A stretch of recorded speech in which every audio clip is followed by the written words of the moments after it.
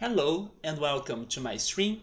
Tonight we play more of Digimon World, and last Sunday we finally could do some progression in here, right? We could get two more Digimon to our chart, which were Kuwagamon and also Hercules Kabutorimon, which will be finishing his cycle tonight. I believe we'll be trying to join some more tournaments with him, because thankfully he has multiple types of like fire, I think, and also fighting, and then also earth. And we can try going to those other natural or elemental, actually, elemental tournaments, or maybe even those special version type uh, tournaments of like Digimon of version 1 or Digimon type version 2 or something. We will see what else we can do with him, and I will be focusing on those tournaments. But thankfully, we could use him as well to win the nature tournament. And unfortunately, the reward for that was not a new item or like a new Digivolutionary item. I mean, it was a new Digivolutionary item, but not for a new Digimon. We got Vegemon's item, which was the fertilizer. So it's good, but we already have lots of Vegemon registered, right? But thankfully now we can also give a break to get some Vegemon, as we'll be not going for Palmon cycles for a while, I believe, because thanks to those new Digimon, we could complete uh, Kunemon's chart pretty much. And I also think Palmon's chart is complete now too, so we will be moving on to the four remaining Digimon we got registered. And it seems that I believe I know who is going to be the last ultimate, and I believe it's going to be Megadramon. I say that because when I was checking the chart last time to see which champions I would need to get again to try to digivolve them into this new final ultimate, and it seems that they are Tyrannomon, Sidramon, and Nerdramon. And if you think about the physical looks of all of them, the one that look like the three of them is Megadramon. So that's the plan for the night actually. After Hercules Kabutorimon is over, we will try going for this new ultimate or this last ultimate. And thank goodness I do have some items that I bought from Shogun Gakkomon that could give me those champions. Like, it won't be a big deal for me to try getting those champions. I could also try risking getting the remaining champions. There are still three champions that I don't have. So I could like try going for maybe Monochromon or although Devimon, I think it's not an option right now. Like, Devimon sounds too impossible for me to get him like naturally. I think Devimon will need to be something only for him, like a training or a cycle that goes just for him. So I don't think that's going to be the case. Or the mysterious champion that I also have no idea who that could be. But you know what? I think I'll go for the ultimate, and then maybe by going for the ultimate, I can get that chart, more filled up, and then I can analyze which other Digimon I still need to get and which not, just like what I did last Sunday. But anyway, that's the plan. Let's hope that Hercules Kabutorimon can still join another tournament before he dies.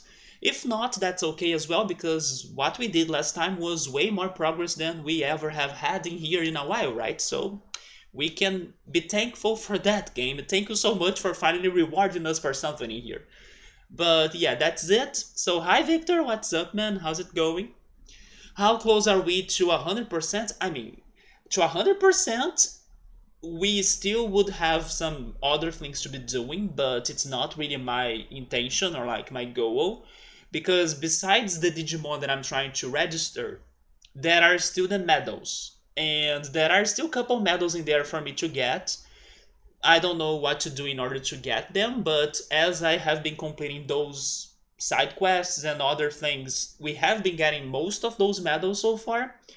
So maybe by the end of the game we can get very close.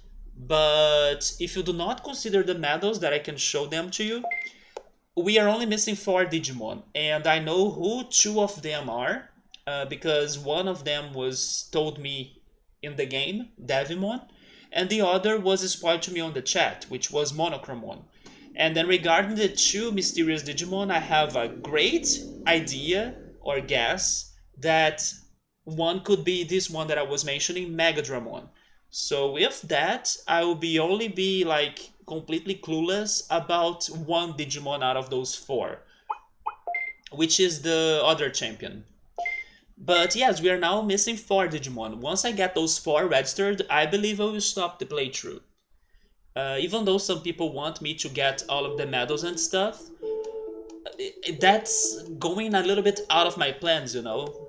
I'm not saying that I could not go after them or something, like maybe people can convince me of doing that, especially if I really get very close on getting all of the medals, which are those right there. As you can see, there are still many left.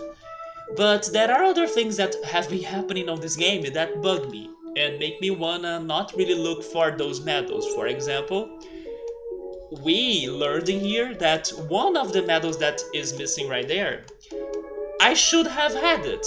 Like, I should have gotten it. And what happened? This game glitched somehow and did not give me that medal.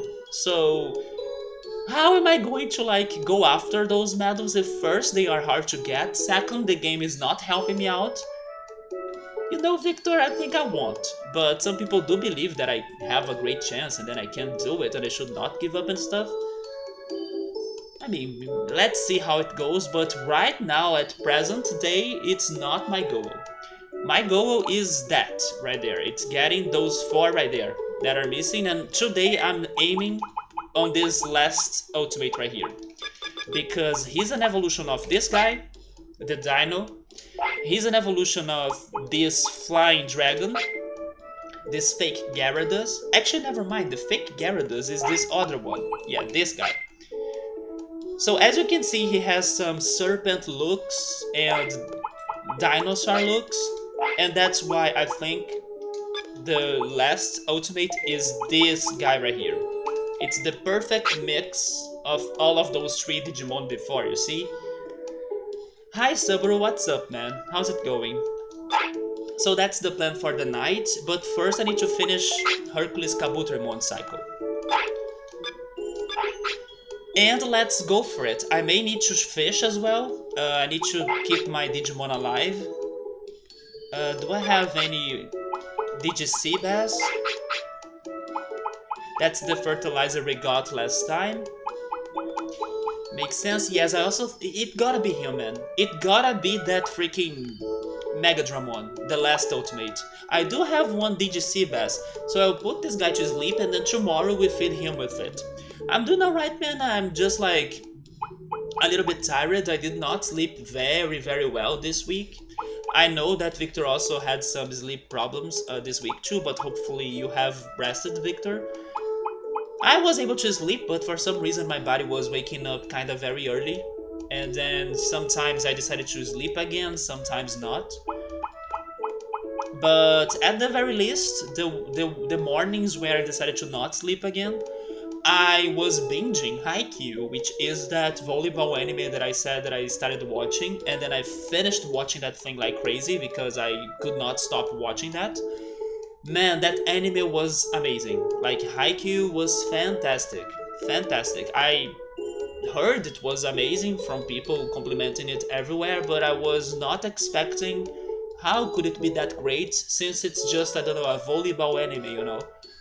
No, it is amazing because the character development is like super good and also very rewarding as you see the characters growing up and learning from their trainings and mistakes, and it's such a smart show as well. Like, everything that happens in there has a reason, and they also go further and develop other characters that you would expect to not be developed. Some of them are the opponent's teams, for example. You kind of get some backstory for some of the players of the opponent's teams, but also the, let's say, extra characters that are there to just complete the main team of the anime to have their games, like the people that don't play the games in the main team, but they are there as, is it the word backup? Like when you can make the changes, you know. Oh yeah, this guy got, I don't know, injured, and then we need somebody to replace him, and then they get the person from the bench. They also develop those people, which at first you would imagine they would not. So it was a fantastic show, and every character has their own goals, their own dreams and stuff. It was freaking good. Like, I freaking ate that anime, and I still feel hungry for more. So hopefully new seasons will come up, especially because when the anime was over, it was in a very cliffhanger. So I was like, are you kidding me? This is ending right here in the middle of the tournament. So yes, I don't know what will happen in the tournament anymore, but I still dream the more seasons will come up soon. Victor is getting something to drink. I gotta say that I have been thirsty a lot tonight too. So I will follow your idea. Probably I will be finishing this bottle because it's also very hot in my room.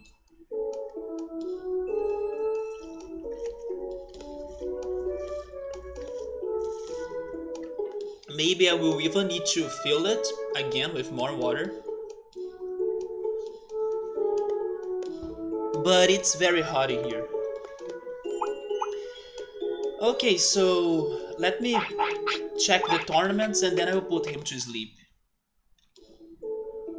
But yes, if you have the chance to watch Haikyuu, watch it. It's worth your time. It's very great.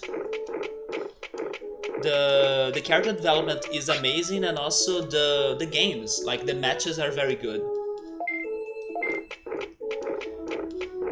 And it has that character development that I feel when I play Phoenix Wright games. That you see the characters learning and growing up and changing with time and committing mistakes and, you know, getting over the traumas. And you see their highs and lows as well. It's one of those animes. Not to mention, it has a lot of energy. So you feel something out of it when you're watching it. It's not an empty anime. And most of the feelings you have are joyful. Like, you feel joy when watching it, or when things go right. Hence, I felt depressed when it was over. Like, I was like, what am I going to do with my life now? I need to watch more of this because it was super great to experience it. Yes, I felt a bit down after that, but today I tried to push myself over some other animes to like, okay, now that this is over, I don't have another choice, I need to jump into something else. And then I watched 1.5 episodes of JoJo. Yeah, I went back to JoJo. I was starting the 4th season, or maybe I should say the 4th arc of it. It's... once again, JoJo is one of those shows that every time there is a new season happening or a new arc happening, you feel weird because they change everything too much. So you don't know at first if it's going to be good or not. You kinda get... You kind of need to get used to it with some episodes before starting to enjoy it again. So I'm going through these initial episodes to, you know, get used to what's happening, because it's already different. So I hope it ends up being good, like the other seasons were. But this initial... oh, by the way, that's the guy. This is the Digimon that I'm thinking I need to get. That's Megadramon.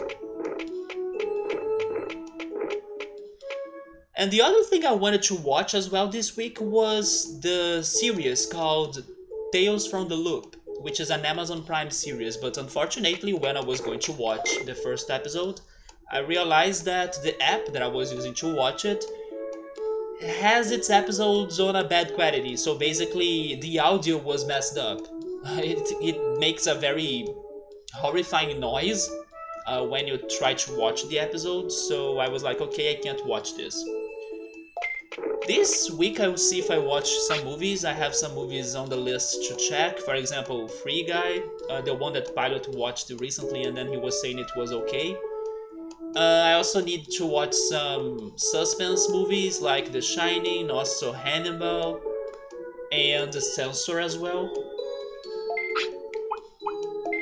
But I'm not gonna lie, I'm still like a bit depressed that Haikyuu is over because that shit was good. That and Beastars were the best animes I have watched this year so far.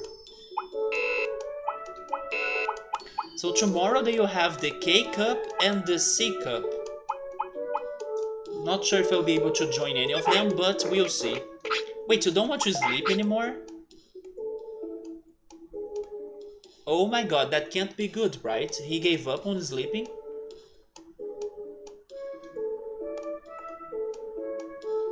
I think he did.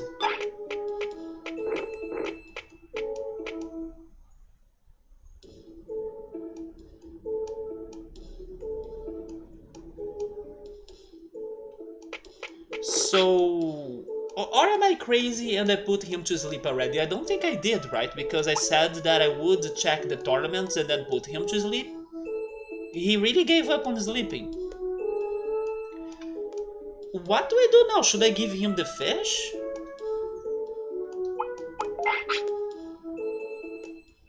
Oh yes, I was going to bring that up, Victor. Yes, good call. I saw on Twitter that people were exploding their minds over the new Iron Maiden album. That Victor right there, a true theorist, like a true investigator, a true like, you know what, nothing can surprise me in this world. He did it like, he was like, I predict a new album. And then the universe heard that guy and gave him what he wished for. And from what I read on his Twitter, it seems that Victor freaking loved it. But then, I need to ask you, did you like it more than other albums? Or is it still like not your favorite, but it's very solid? How good was it like? But I heard from you on Twitter that this new album was fantastic. But then I don't know how much fantastic. Sabri is saying, wouldn't you give him the fish anyway? Yes, but I was planning to give him the fish on the next day, so he could like survive the next day. And it's still the same day that I started everything in here, so I don't know if he would die right now. You know what, let's give him the fish, right, to not risk it. I don't know why he gave up on sleeping or something. Maybe he had some sort of sleep trouble like me and Victor, I don't know.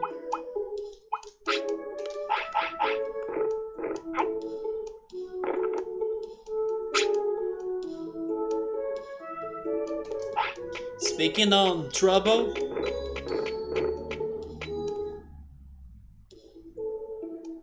isn't it ironic? I remember saying this the first time this happened as well, like, you give him something to increase their lives, and then they react to it by feeling sick. Also, hello Marmo, how are you? No, this is the same as the previous cycle, we are finishing it. I gave him the fish and then he got sick. But as long as he can survive up to another tournament, I'm down. So Victor is saying that it's too early to say it yet. I understand actually, sometimes you need, you know, to re-listen the songs and the album and everything to either enjoy some songs more than the others or to really judge it correctly or properly. I can understand you. It's only been out a couple of days, so it's all too new to really have any perspective so far. But your first impressions were really positive, right? Sabri is saying maybe he preferred that fish to be fried. You have a point in there because I gave him raw fish, right?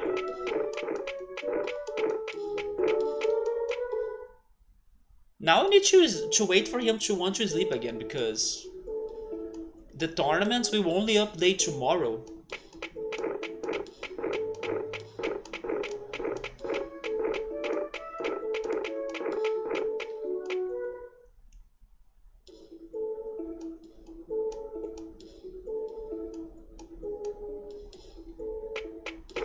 I did check if Megadramon was back, right? Oh, you know something we could do? There is something else we could be doing with him. We could go after Analog Man. Of course, it's Iron Maiden, so of course I love it. So they never really let... Wait. the past of let is led, right? So they never really led their fans disappointed or something in any of their works or albums. Isn't there any, let's say, album or work that people would wish to forget or something? Maybe the word that I was, or expression that I was looking for was like let down, right? Did they never let down their fans?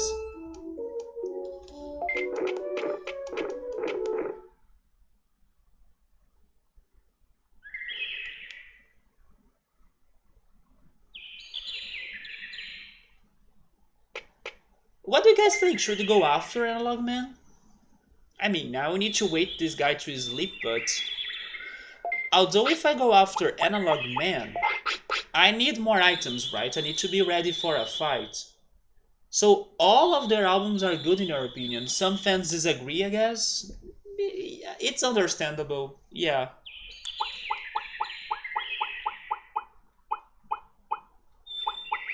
But if you say that all of them are good in your opinion, I think then Iron Maiden is a great band.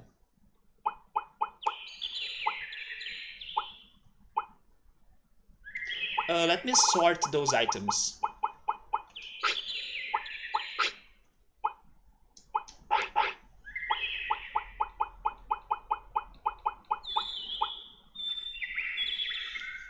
Yes, I definitely need more medium recoveries. I will need to buy more floppies. I only have 2 restores. That's a bit risky in my opinion. Yeah, Subway is saying I can um get the most out of my ultimate and then go after the fight against Analog Man. I'll need to find him first, right? Yes, Analog Man is like the Homem Analógico in Portuguese. Who knows why is he called like that, right? Iron Maiden is the best band. Also, speaking on music, I saw other tweet of yours, Victor. It seems that you were like playing Mario 64 music with your keyboard or something, and then you were like super happy that you could make those sounds. You even played the game over sound effect and those other voice acting sounds of Mario 64. That was awesome, man. And also speaking on like video game music, I will bring this up right now. I watched a video that they were listing some amazing OSTs or like video game OSTs, and I will bring here the list because some titles in there they surprised me a little bit, but some were not big surprises, and I know Victor will agree with me that they have amazing soundtracks. The list goes like this of like some of the best VGM or video game OSTs out there. It starts with Doom. As Doom is not a game I have played, I was surprised that this franchise would have amazing music. I mean, it's a famous and somewhat popular franchise, but it's not what people really talk about regarding Doom. So I wonder if somebody here has played Doom to say or to confirm if it does have a great soundtrack. I would imagine people saying that Doom is like a fantastic action game, and then I love to like go around and kill everybody and stuff, but not really like I love to appreciate the music. But sure, it seems that Doom has a great soundtrack somehow. Then the next one is a game called Narita Boy. I think it's an indie game, and it's like an action game as well. I'm starting to get some images of this game. And actually, I was curious to hear that soundtrack from the, let's say, previews they were showing me on that video, because it has some uh, electronic music, but it goes on synthwave. And Victor knows for sure that I love synthesizers. And this one game goes on synthesizers, but also, some nostalgic sounds from the 80s and stuff. So even though that was the first time I heard of this game, And even though the action of it and the gameplay was not really my thing that much, or like I don't know if I would play it myself, the soundtrack got my attention. Yes, because it goes around the 80s synthesizers and retrowave. I love that stuff. The next one is called Hollow Knight. Yeah, Hollow Knight is one game that I heard before people saying great things about the soundtrack. But when they were showing me the previews of the songs, I gotta say that I was not too impressed. I mean, they were not bad songs, but maybe they could show me like a more intense song or something. But someday I may play that game, even though I also heard it's very hard. But from what I got from that video, I was not very impressed by the soundtrack. Then we have Celeste. Celeste is also another game that I heard it's hard and that it has a good story and also soundtrack, so I'm curious to play it someday. Even though I was a bit spoiled about it. Like I think I know what's the metaphor of the game, so I won't be too surprised on that. But I do want to play Celeste as well. Then they have Cuphead. Yeah, Cuphead was very creative and like new to everybody to see a game made like that way with that art, but also with that music style that goes way back in the past. I think it's like the 60s maybe, and it does sound great. Yeah, it does sound very good. Then we have the banjo games that Victor will agree with me for sure that they are fantastic. The soundtrack of it. Then we have Zelda, and then they listed Wind Waker. They wanted to go for something more surprising or like, less predictable because they could go for Ocarina of Time and to like give it a different twist, they went for Wind Waker as a pick. And honestly, sure, because Wind Waker does have fantastic tracks too, especially that freaking Notion music when you are navigating around. That music gives me goosebumps every time. It's probably one of my favorite Zelda songs or Zelda musics out there. But also Dragon Roost Island, Windfall, I think Windfall Island, and also the Outset Island too. They also have amazing songs. But as an overall OST, I don't know if I would give it to Wind Waker. I would be between Wind Waker and Ocarina of Time, I think. Yeah, as like a compilation or like the whole OST, not like only some songs. Then they have Persona 5, of course. Persona, it's thanks to Persona music that I got curious to play Persona, and then it was the best thing I have done in my life. But then they went for the fifth game, which I can agree as well. Persona 5 soundtrack is probably the one that will get to most people's tastes. I also really love Persona 3 soundtrack and the Persona 4 soundtrack, but Persona 5 is the one that probably everybody will like, the soundtrack, because they are very different. Then to complete this list, they got Undertale. Honestly, yes, it's a very solid soundtrack, but I think the soundtrack and also the game is a bit overrated, but that's maybe just my impression.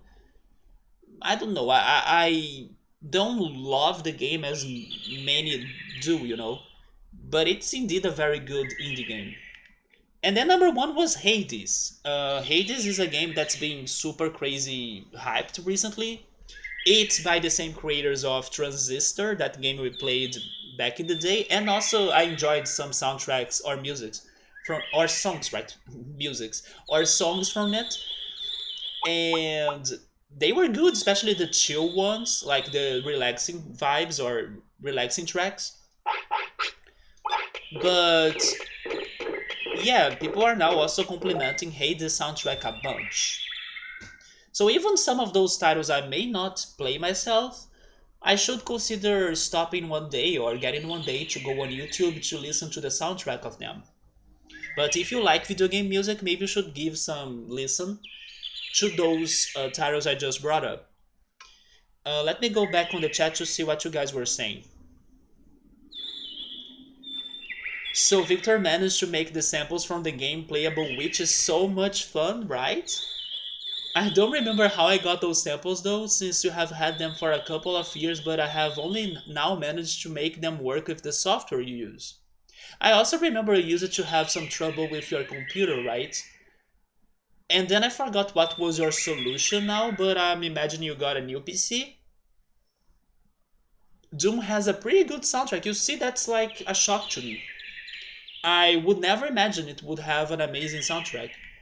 It is essentially just a bunch of cool metal riffs, huh?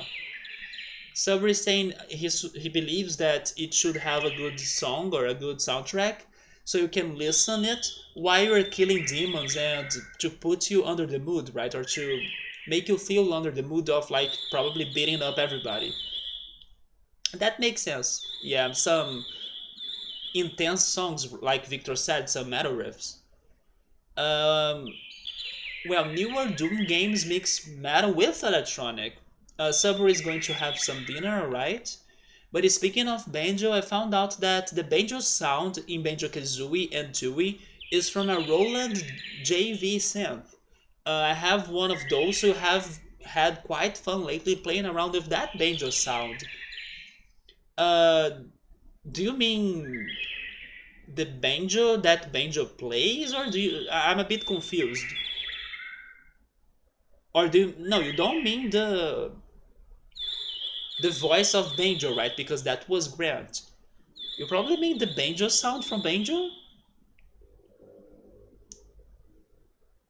For example, when you eat a honeycomb, that's the one you're saying. Wind Waker does have an amazing soundtrack, yeah, man. But I don't know if I would give it like the best overall Zelda soundtrack because I, even though Wind Waker is one of my favorite Zelda games, at the same time I love it. I also kind of hate it for having locations such as the Forsaken Fortress.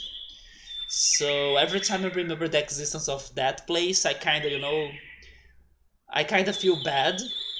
So I also don't like the music of that place, not only the dungeon. By the way, why am I on the training site? No, I was preparing myself to go after Analog Man. Undertale has a good soundtrack. Yes, I especially like Death by Glamour. I believe that's my favorite song of that game. Although I gotta say that I'm so sorry for the Undertale fans though. Don't roast me that much please, but I think Megalovania is a bit overrated. It is a bit extremely overhyped, right, Victor? It's not a bad song, of course not, but I don't know, I see people like going all insane crazy for that shit, and I'm like, okay. Which is okay as well, like, I wish I could feel hyped for that too, you know? Like, the more things you can feel hyped for, the best, because feeling hyped is the best feeling ever. But I don't. Although I do like Death by Glamour. Death by Glamour, I think it's such a good song. It's a fun song as well. Okay, so you ended up getting a new PC. Oh, it's that banjo? I see, I see.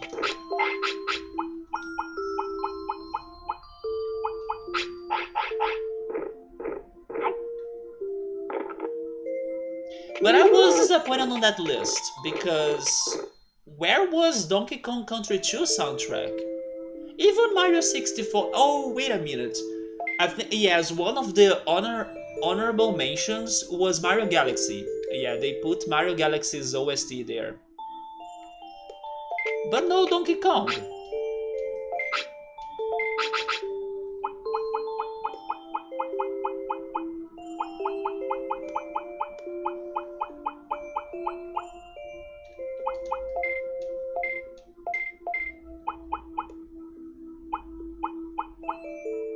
I only have 4? Oh, never mind, I have a bunch in there.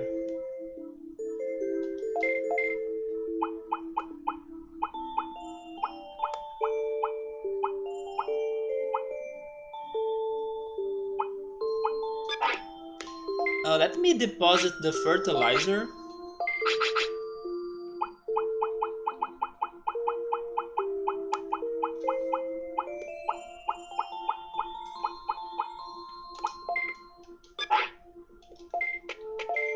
But speaking of computer problems, your laptop, oh no, it got messed up today. It got stuck on the logs in screen, basically it couldn't start up properly. That's why I hate laptops. It's super hard for you to fix them once they have a problem because you really don't have an easy way of opening their parts and then making replacements and changes like a desktop computer. It required a bit of a trickery to fix, but you managed to get it working. Thank goodness, man. But then definitely scan it, like try to find what caused the issue, update your drivers, use a malware or anti-malware software. Also, be sure to make a backup, right? Get some external drives or drivers. Not sure, drive, right?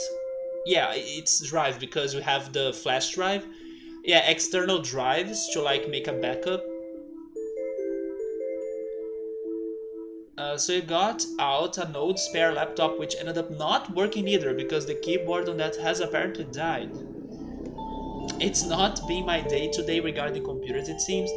That makes me sad because we were celebrating that you were able to fix the switch, and then now your life is like, you think you fooled me, Victor? Here comes my next trickery on you, and then they now mess up with your other devices, your laptop, or your laptops actually.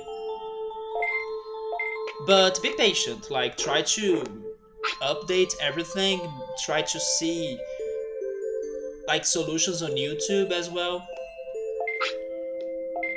I can say that for my own because this one computer right here, you know how annoying it is, right? So I'm always looking up on YouTube, trying to find solutions, downloading programs. Today it's okay, but I don't want to jinx it, so...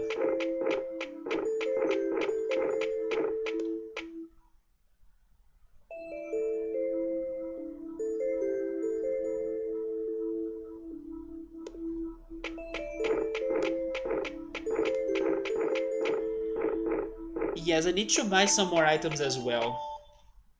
I need to also think where I think Analog Man could be hiding himself. My guess is actually the Toyland. I think that Toyland Mansion is a good spot for him. Oh, I don't have a lot of money. I will sell some sirloins. Wait, where are my sirloins?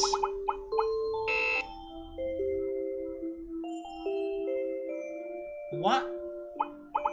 Did I deposit them? Or am I really out of sirloins?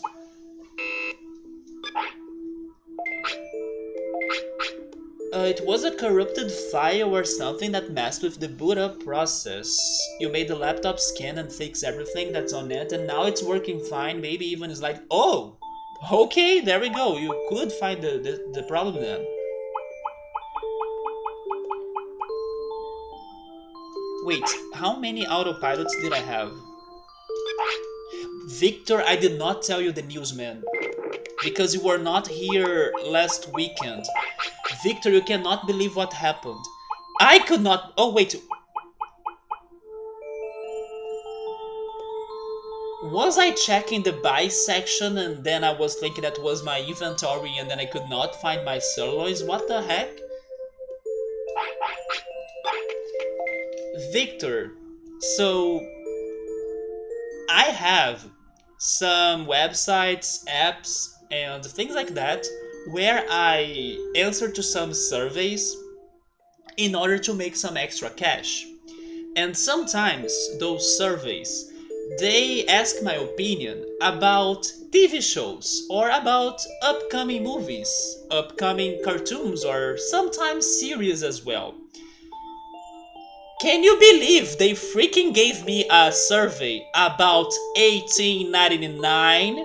Just that one show that's coming up next year, made by the creators of Dark, that I don't know, I think I would like it a freaking much, or a freaking, I don't know, like, that show will be made for me, made for you as well?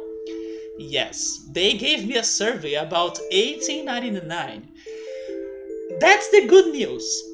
That, and also that they gave me like 3 pages of what seemed to be the first episode of the show, with like telling me what's going to happen, who are the characters, what is the plot, or kind of. That's the good part. The bad part or the sad part was that I was like so hyped when I was getting that information that I was like, you know, taking some breaks from my phone because I was like walking around the room, and then I don't know what I was thinking. I was getting so like I was laughing around because I could not believe that was happening. They were giving me a lot of information what seemed to be the first episode of the show that we still don't know when in 2022, right? In 2022 it's going to be out. We don't know if it's going to be out like in the beginning or in the end. We just know it's for the next year. Dude, I read 3 freaking pages of that thing. I pretty much know how the show is going. I have read some character names, actually many character names. I have read some references already that I went after that on Google to see like what are they trying to talk about in here, to check some mythology and names, things we had in Dark as well. Unfortunately, because like it's not cool for me to do this, and this is actually illegal for me to do it, or illegal actually, that's the pronunciation for me to do this. I could not share what I read. But the sad part is that, Victor, I was so happy and like could not believe that was happening that I kind of left my phone on idle mode for some times. And then when I went back to my phone, I was so dumb to do that though. When I went back to my phone to finish the survey, they kind of canceled the survey because they probably thought that I was not concentrating enough or something.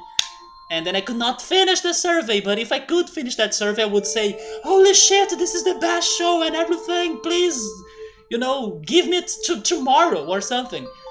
But I could not show my appreciation for the show that I was getting spoiled at first, as I wished, because I left my phone on idle a little bit, and then once I returned, the survey was cancelled. I was dumb to like not, concentrating here right now, and then later you celebrate. But still, I could read 3 pages of the first episode, and dude, what I could say, or what I can say to you, is that get freaking hyped, because it's sounding very great. If that was just the first episode, then I was surprised by the rhythm. It was like going kind of fast. I felt like it was a plot with the speed of what we saw on Dark Season 2. Because Dark Season 1 was kind of slow going, introducing the characters one by one, and then only, I don't know, after 3 or 4 episodes, you realize what's going on. No, they showed me right away what was going on this freaking summary. So if that was the episode 1, things will go, accelerating fast. Which also makes me wonder, if it is starting like this, with this rhythm, what the heck is going to be at the end, like to surprise us even more. So that's why, Victor, I'm telling you, get hyped, because if that's episode 1, I don't know how many episodes will be there, but Jesus. But yeah, now I have a very good idea of what's going to happen. I can't wait to see it with my own eyes. And there are some very interesting names in there. And I also have the feeling that this time, the main protagonist is not a man. I have the feeling it's going to be a woman. But that's all I will be saying right now. But dude, it was like unbelievable. I could not believe they were giving me so much details on what the heck was going to happen on that show. So yeah, let's hope it's out in the beginning of next year, right? It's coming up soon, like it's already September. If we all blink 3 times, it's December, Christmas, and then we have 2022 to watch 1899. So it was freaking awesome. They really managed to nail the target dude, but I think I know why. Because they had like a selection of series to talk about, although I forgot which ones were the others, because of course, after thinking about 1899, how can you still focus on anything else? But they were asking me, like, they were giving me the actors and actresses' pictures and names and asking me my opinion about them. And as I know that 1899 was going to have the Spanish actor that worked on Elite, which is another show that I have watched and liked a lot too. And also it's going to have the Stranger from Dark, right? Which is Andreas, I think his name, Andreas Peterman or something. I'm not sure. Probably I'm wrong, but I believe it's something around those lines. His name. I was there saying, okay, I know this actor, I like him. I know this actor, I like him. And then the algorithm probably saw that I like those two actors and made me go to the show that's going to have them both together. So yeah, man, it was freaking awesome. I wish I could say everything, but also to keep you all curious, right? Because even though I love to know that information and I was like blessed, it's also going to be very fun to start watching it without no clues of what the heck is going to happen, right? So I'm happy to share the hype, but definitely not the information. Let's keep your minds curious. It sounds interesting. I do think it's going to be very freaking fast paced. Also, because we don't know if it's going to have multiple seasons like Dark, right? Those two creators, they they normally plan their series way up ahead or like way before they are over, like they did with Dark. Like since the beginning, Dark was planned to have 3 seasons, so we don't know how long is this one going to be. And then because it started on that speed, I was assuming that it would be shorter than Dark, and that's why things would happen, way quick. The only concern that I have is that as it's also going to have like a lot of characters, and if it's going this fast, we will struggle to get used to them. That was a problem on Dark as well. But then at least Dark had the families to organize the people mentally, right? Well, this one will have people from all sorts of nationalities, speaking all sorts of languages. So I don't know if that's going to be very helpful for us to really, get the names right of everybody. But to finish my, let's say, impressions of that show, I would say that what I read also remind me of another show that's called Snowpiercer that I was also watching since it was released, but then I was watching it earlier this year when they were having the second season. But then it's because Snowpiercer happens in a train, and this one happens in a ship, right? So there are some situations in common between both because of the people, like the guests of such transportation transportation modes, or like transportation vehicles. Yeah, vehicles, right? So I did get some Snowpiercer flashbacks when I was checking it out. If it is that intense at the beginning, it is. And it is probably going to be a bit horrifying as well. If not horrifying, then it's going to have some suspense. What did you get for dinner, Subaru? By the way, I'm here with Monochrome forever, right? We are staying at this shop for a lot. Let me get some floppies. Maybe now I can sell the sirloins. Wait, why can't... Oh, I'm selling. No, I don't want to sell. I want to sell the sirloins. There we go.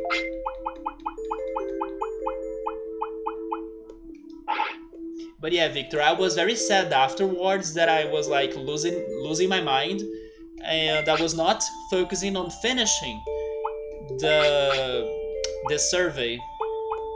But it's okay, it happens. Next time I won't lose my mind, and then I will complete it. Oh yeah, changing the topic a little bit, did you guys see what happened to Sonic Colors on the Switch this week? If not, check that on Twitter. Like searching their Sonic Colors for the Switch, it is worth a look. It makes me sad because Sonic Colors is a very good game. It is one of my favorite modern Sonic games, maybe my favorite actually. I'm talking about 3D Sonic, not really 2D Sonic. 2D Sonic, then I would give it to Sonic Mania. But that Switch version, Jesus. I was actually laughing. I could not believe that was going on. But then again, I hope Sega does something about it to fix those problems. Does he sell restores? He does. You know what? I will buy 2 of them. I don't wanna go fish the black trout just for that. Subway is eating leftovers from his lunch. It's pasta with some sort of with pork, right? I'm not sure how to translate that either, Subway, but I will say pork. I ordered Brazilian barbecue today, and then I ate some fruit salad as well. So we are off. We are off to Analog Man. I want to go to Friesland first, so I will go east.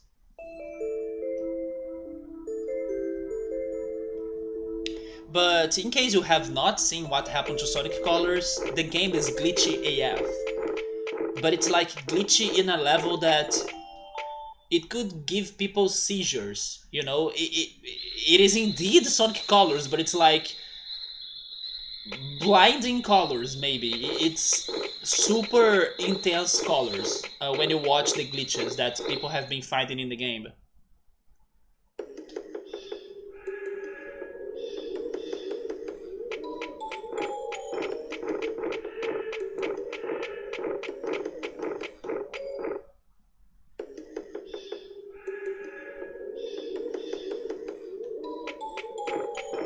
And another thing that people have been talking about lately, Gabriel was even bringing this up on Discord. It's about the rumors of the Switch getting Game Boy games. Game Boy and Game Boy Color games.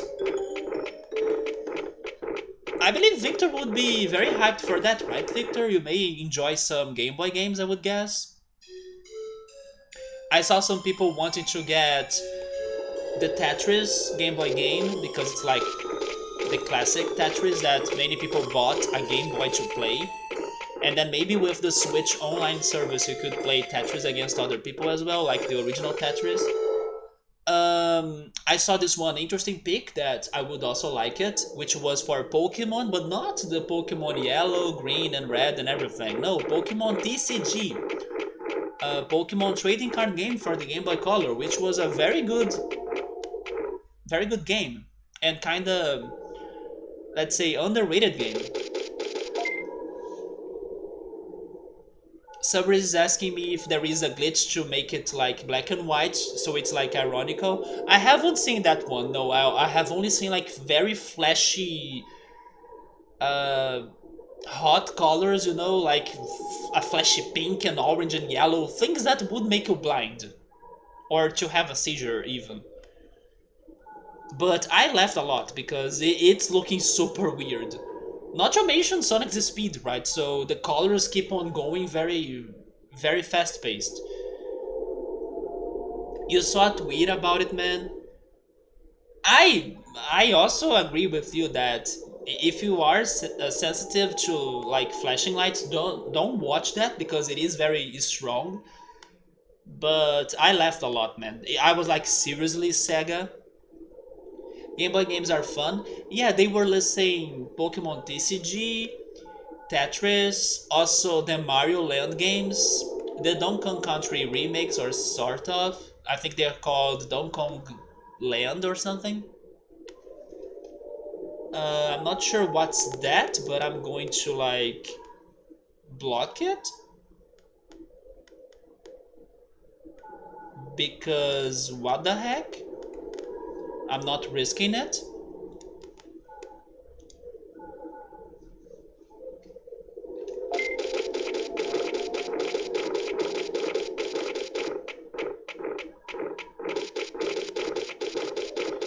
it's photosensitive. Maybe that's a way to put it.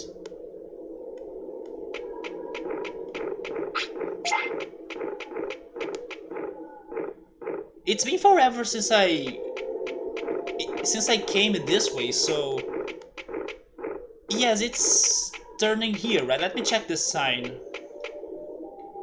The elevator. No, so I need to keep on going north then? Oh. Okay, I brought some potties.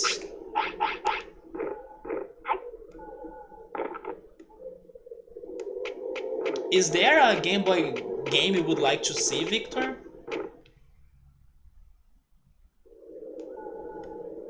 Well, they brought up the Pokemon TCG. I would like to see as well the Pokemon Puzzle Challenge game. Many people played the Pokemon Puzzle League Challenge for the Nintendo 64, but I played the Game Boy Color one the most.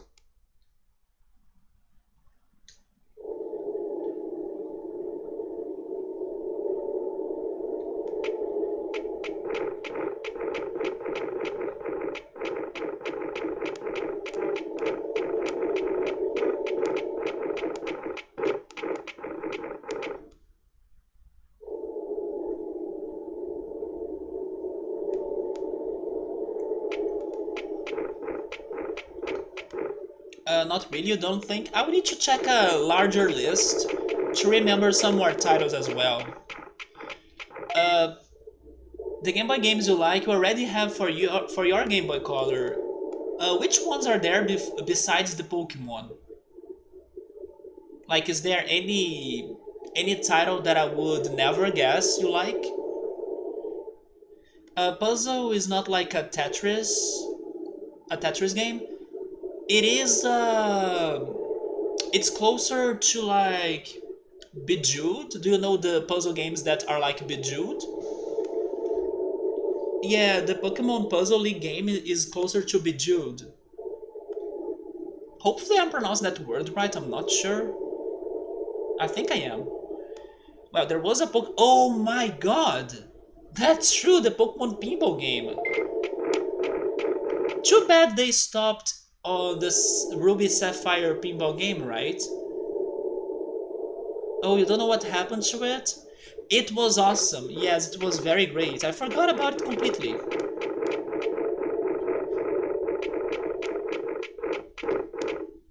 But that game was also very hard. I could never, get them all. The GBA game is also great.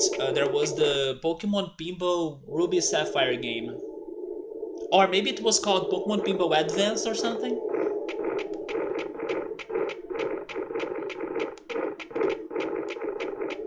So even though we are getting, or at least the rumors are pointing to like the Switch to be getting the Game Boy and Game Boy Color games, there are no expectations for Game Boy Advanced games to be coming to the Switch.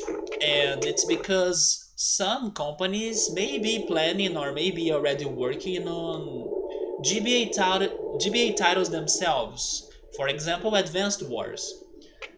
So, yeah, people are saying that we should not expect some Game Boy Advanced games to be on the Switch. At least not for now. I doubt it. My Game Boy collection is pretty much Pokemon. Oh yeah, people also brought up the Oracle games. Zelda Oracle of Ages and Oracle of Seasons. A Wario game. And Donkey Kong. And then you also have a couple of Harry Potter games. I still need to play Harry Potter games. I have only tried playing a Harry Potter Lego game. But that was all.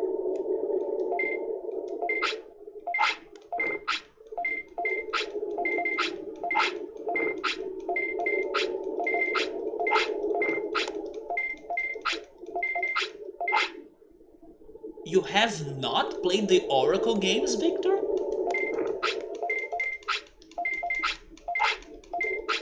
I would actually say that out of the Game Boy Color games I have played, Oracle of Seasons was the most beautiful looking Game Boy Color game I have played.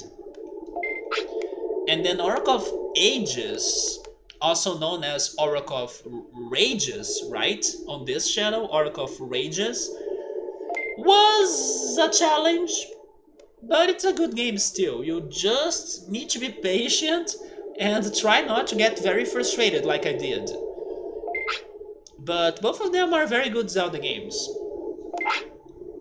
But then I thought that Seasons was somewhat easy, but then the final boss is hard. And then Ages gave me much more trouble to go through the game regarding its puzzles and everything than Seasons. Seasons was like a breeze, and then the final boss was hard. But Seasons was one of the most beautiful, I mean, it is, in my opinion, the most beautiful Game Boy Color game I have played. The colors in there are fantastic. Not to mention the season mechanic, right?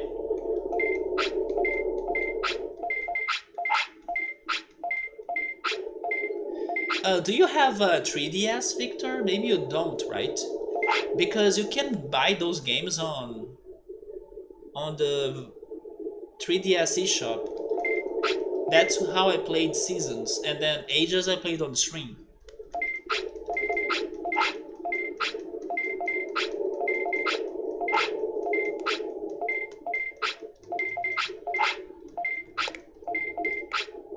Yes, I did play it in here. Do you remember? Yeah. I think I also had a problem on that game that every time I was like checking the map of the dungeons, if I changed the floors of the map, then my game would crash. That was so annoying because the dungeons were very complicated to solve or to progress, that I had to be checking my map every time. But I had to be careful to not like crash the game. Oh, your newest handheld is your good old Game Boy Color. You did not even get to the advanced game or to advanced console.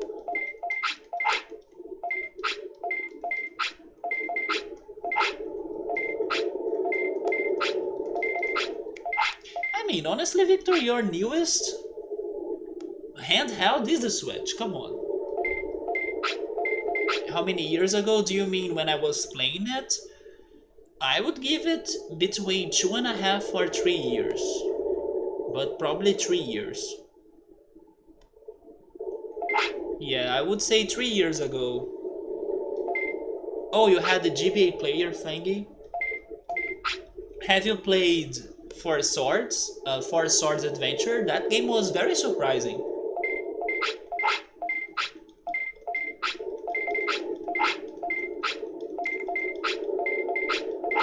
The Switch is a thing of its own? Yeah. By the way, that just reminded me that they finally released the Nintendo Switch Lite here in Brazil, but for some weird reason the price for it is very high. That makes it not worth getting in comparison to the regular Switch. Like, it's almost the price of a regular Switch, so why would you buy the Nintendo Switch Lite here? It makes no sense. I remember that I was watching this YouTuber like complaining about that, like how is that even, like how is it possible, you know? But yes, they released the Nintendo Switch Lite officially here in Brazil, but the price sucks. Yeah, it was somewhere between 3 years ago. You have not? That's another suggestion. Force Words was very great, even if you played it just by your own, like I did. Oh, your Game Boy... Oh, wait, your GameCube broke long ago before you got into Zelda? What were you playing on your GameCube then? Like, if it were not Zelda?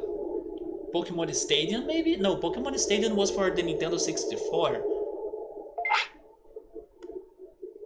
I wonder what were you playing on your GameCube then? By the way, is my Digimon sick? Oh no, he's just like with mixed feelings right there, right?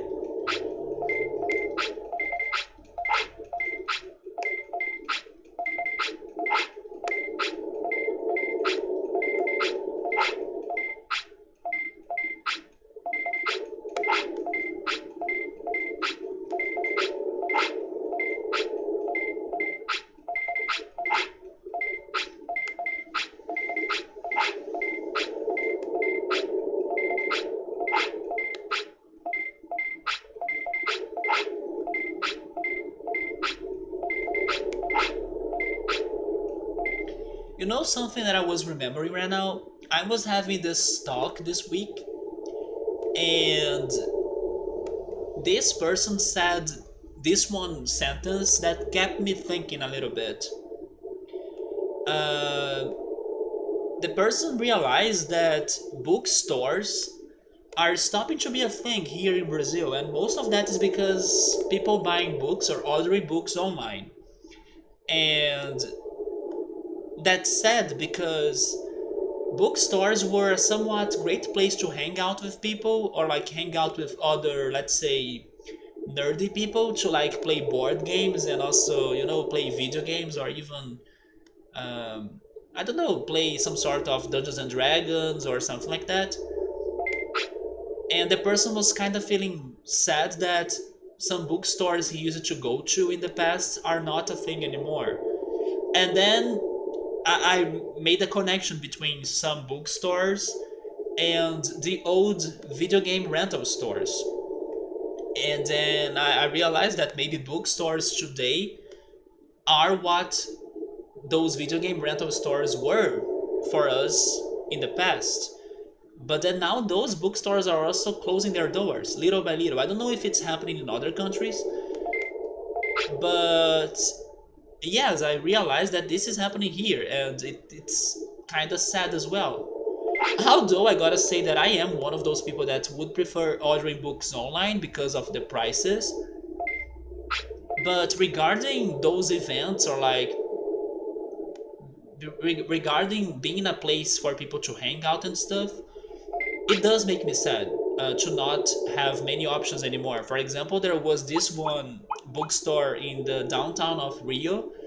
Man, it was super fun to go there. They always invited people to have debates and stuff.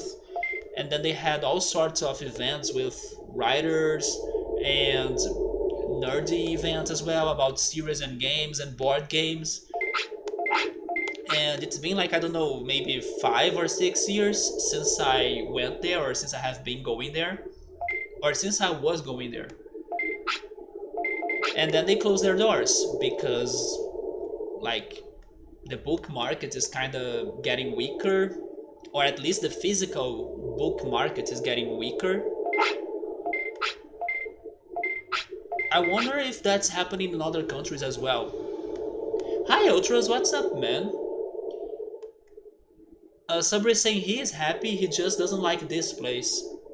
Victor has had Pokemon Ruby, or was it Sapphire? I can't remember. And then he... Oh, I forgot about Luigi's Mansion. You're right, you are a big fan of Luigi's Mansion. Of course, all of the GameCube classics like Luigi's Mansion, Mario Sunshine, 007 Nightfire, 007 Everything or Nothing. I have never seen playthroughs of those two right there. I don't know if I knew it before, but I'm actually surprised that GameCube had those two 007 games, because I can only remember 007 GoldenEye for the Nintendo 64, the classic, and like people comparing Perfect Dark to be a spiritual successor of like GoldenEye and stuff, but then those GameCube 007 games, I have no idea how good or how they are. This is the first time I have seen the game to look different than where I were in the last 2 years. Ultras, you are already saying that we are playing this game for 2 years, man? Come on, we just celebrated our 1 year anniversary of it, like... Oh man, was it in July?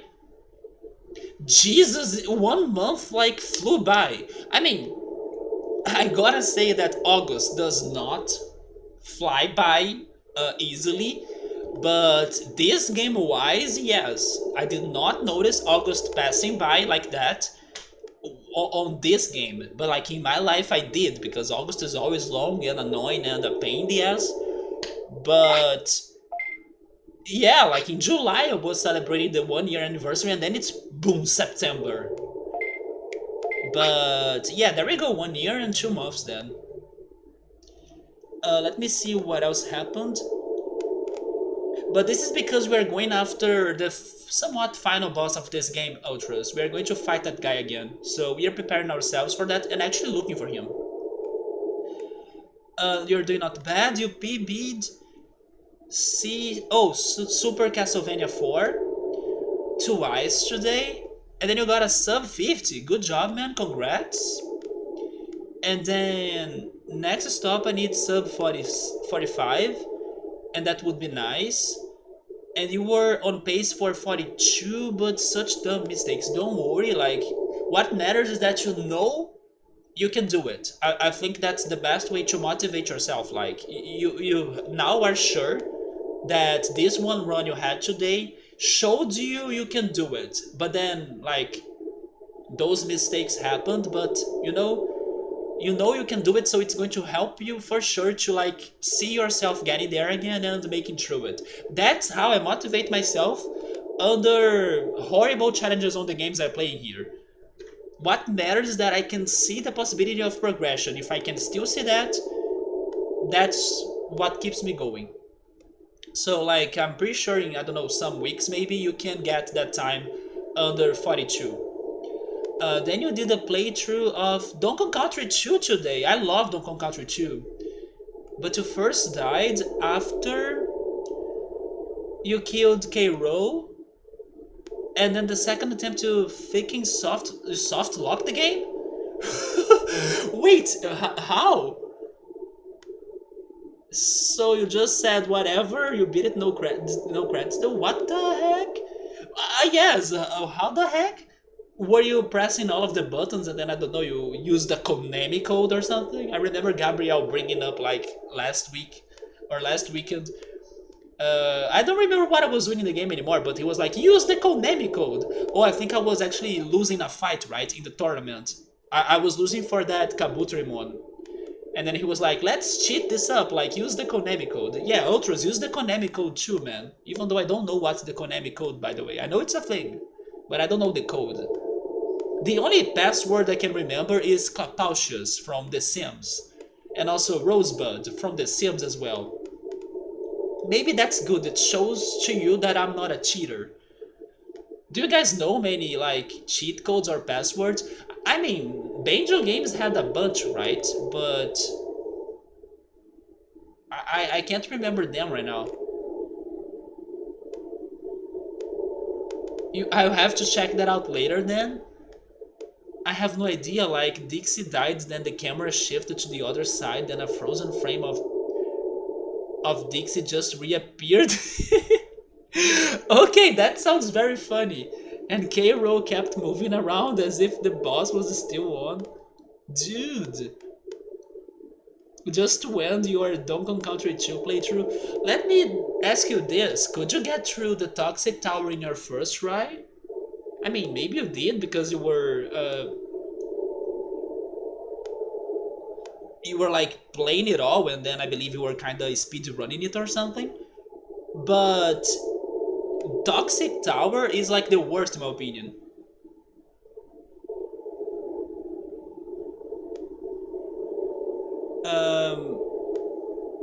Sub 45 will also get you to the top 100 as well. So that's nice for a game that hard and popular. Yeah, Super Castlevania, right? By the way, did you guys see Bringing Back GoldenEye? No. What's that? I don't know, it was weird, man, like I died in a camera transition or something. And then that was it. Rosebud was a wrong answer option in Final Fantasy VI question. In Final Fantasy VI question? Is it in that... I don't know, fortress moment that you are having a dinner with like the king or something. And then there are some challenges you need to accomplish under a timer. Is it in that part? I know Japan in Top Gear is oilcloth. Yeah, that's the. I mean, but that's the password. That's not like the cheat code, right? It's different. And then all cheats in 2 Rock 2 is like, beware, oblivion is at hand. That's kinda terrifying, but you know, it sounds kinda beautiful as well. Beware, oblivion is at hand. I like the way that phrase sounds. So it took you 4 to 5 attempts. Do you mean in Toxic Tower, dude? You see, even Notros right there struggled on Toxic Tower. But I was also talking to a friend at the same time in the chat. It sort of distracted, and then they were all early devs. So as soon as you got past the snake, oh yes, the snake part is the worst. I know that Django is baddest, unlocks all levels in the Star Wars Bounty Hunter. I used to know so many cheats and stuff. I did not, honestly. Maybe because I was not one of those people that bought the magazines to like read the tutorials and you know the secrets of the games.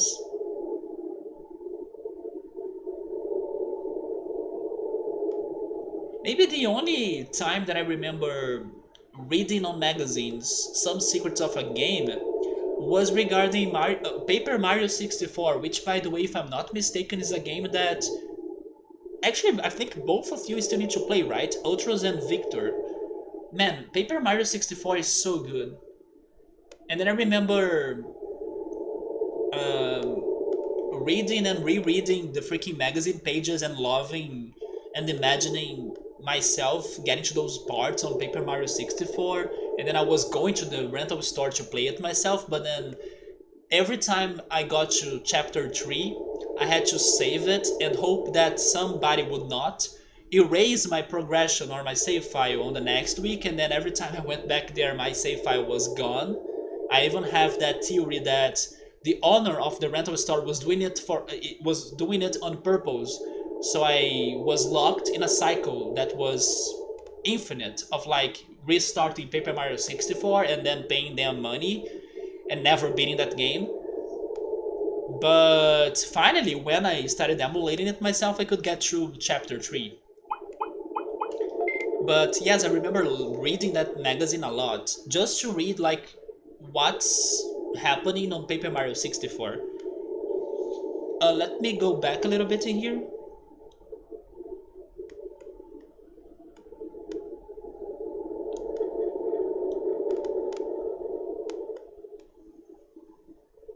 When I was like 5 to 6 years old, I didn't know what that 2 rock cheat actually said when you typed it in. You remember it, these chunks?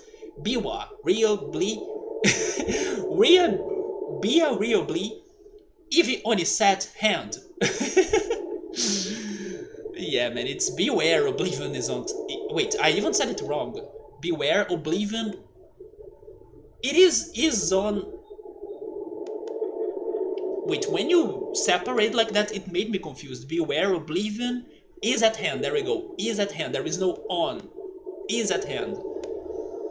You have missed that? It's a funny mockumentary about GoldenEye. Yes, it's because I'm not like that big on GoldenEye, so I haven't watched it.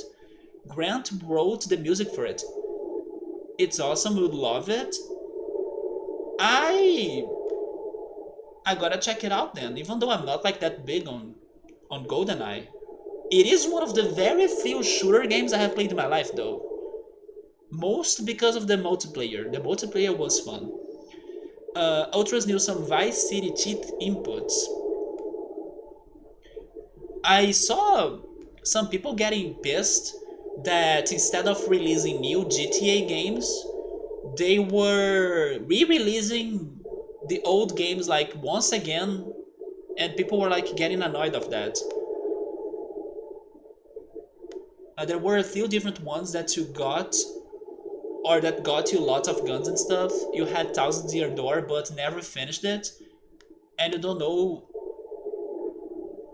where it disappeared to. A Thousand Year Door is the people's like favorite, but honestly, I think it's such a ripoff of the original. That's why I'm not a big fan of it. It's like the original but improved. So, if you play the original, you still have some sentimental feelings to the original. So I feel like the sequel is, a ripoff. By the way, we're having some frame drops, but I hope it's not too bad. I used to hang out on some video game cheat websites quite a bit back in the day. Would you say that today games still have lots of cheat codes? I don't think they have, do they? Normally they have like options and then everything is on the options and then you just select what you want and what you not want. Or maybe we should say that games also have lots of mods, especially Skyrim and something. But like cheat codes, it's been rare today, don't you think? Games never went missing for ultras unless stolen, so I guess somebody stole it. Oh man. You know what? I think that I was at least lucky of nobody stealing my games. I have friends that their games also got stolen, but even though I'm unlucky on like keeping my consoles alive, they always end up breaking down or something. Nobody really stole my games. The kids across the street had a GameCube but no memory card for a long time, so each time I would uh, hang out there as a kid, his brother would always be restarting Luigi's Mansion. I never played Luigi's Mansion. I wonder if I will like it as much as Victor does. But his mind was like, that's normal. That's me playing Paper Mario 64 on the freaking rental store. I was playing it all over again and I was still enjoying it.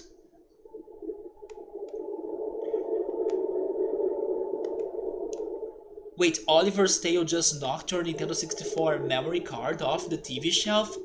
Is Oliver that... Uh, does he have that dexterity on his tail? Damn. He wants to join the convo? I think a remade or sequel to Vice City would be cool. Oh man, I believe we are totally getting one because people are talking about those games getting remade and re-released and everything, but not like GTA 6,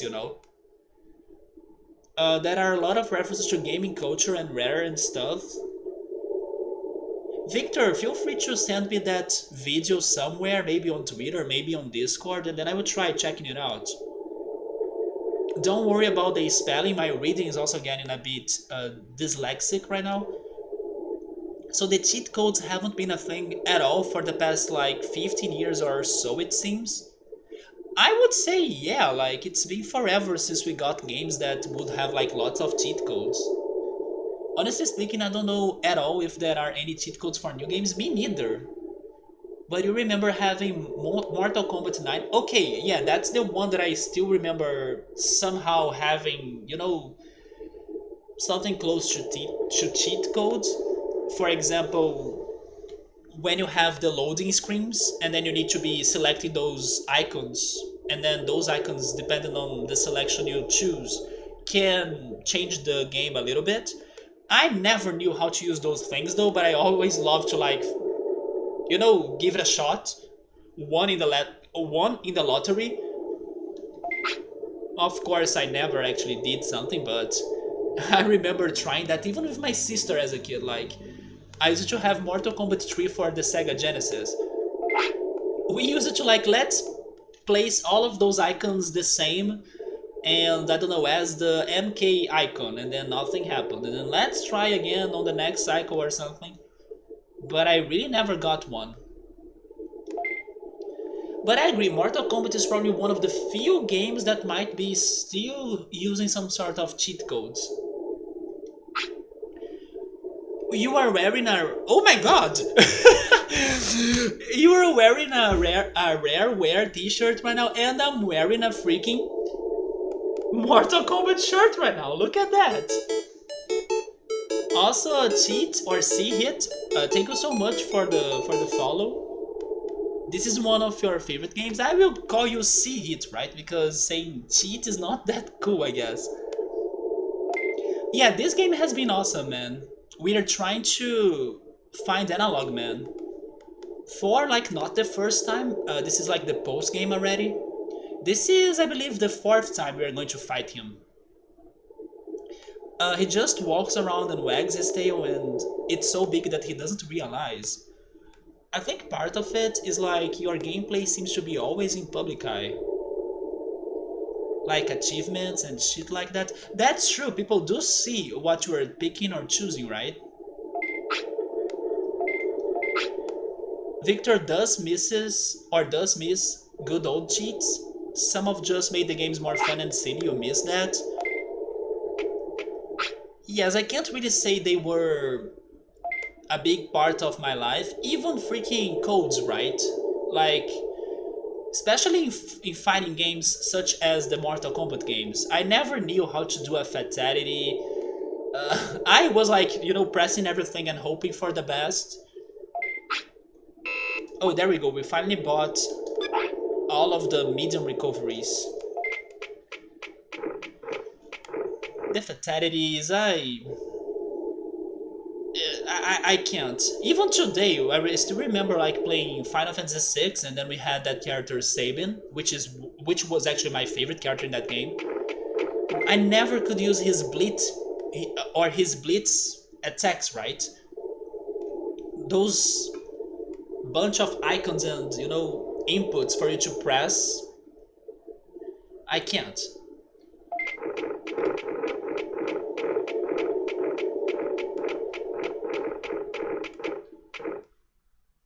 So Ultras love playing Rush 2 with cheats. When he was little, he used cheats in games if he had to. I think the only game I really used a lot of cheats was The Sims. Yeah, it was The Sims. Hence why I still remember those two cheat codes, right? Rosebud and Clepalcious. I just wanted to play through the game and see what would happen. In like 1999, your neighbor printed you off a Mortal Kombat Trilogy moves list off his his dot matrix printer, and you thought he actually knew them all and typed it up?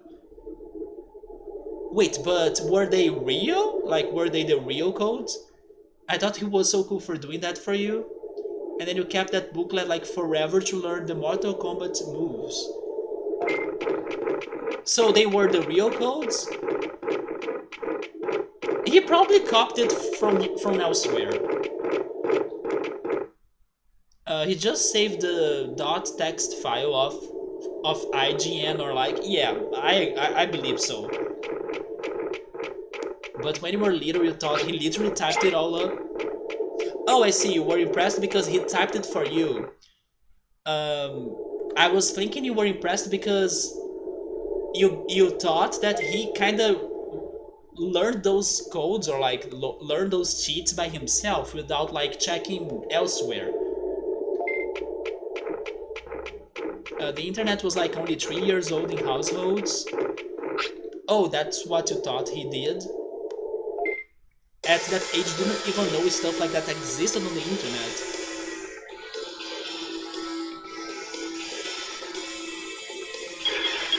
Right now, I can't remember really checking many websites with cheat codes and stuff. I would say that my... Oh, I'm going for muscle charge, never mind, it's a bug.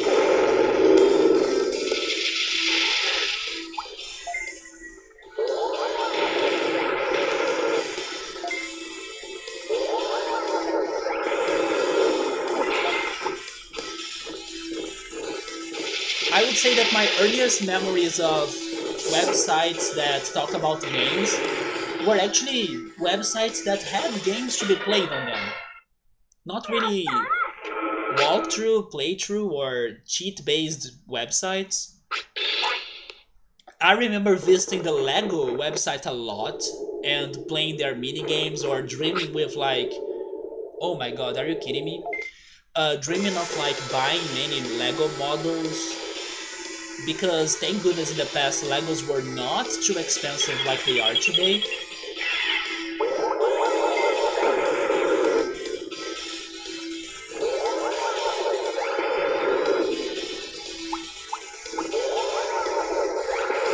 I just remember that my mom found a couple of cheat codes for Star Wars Clone Wars.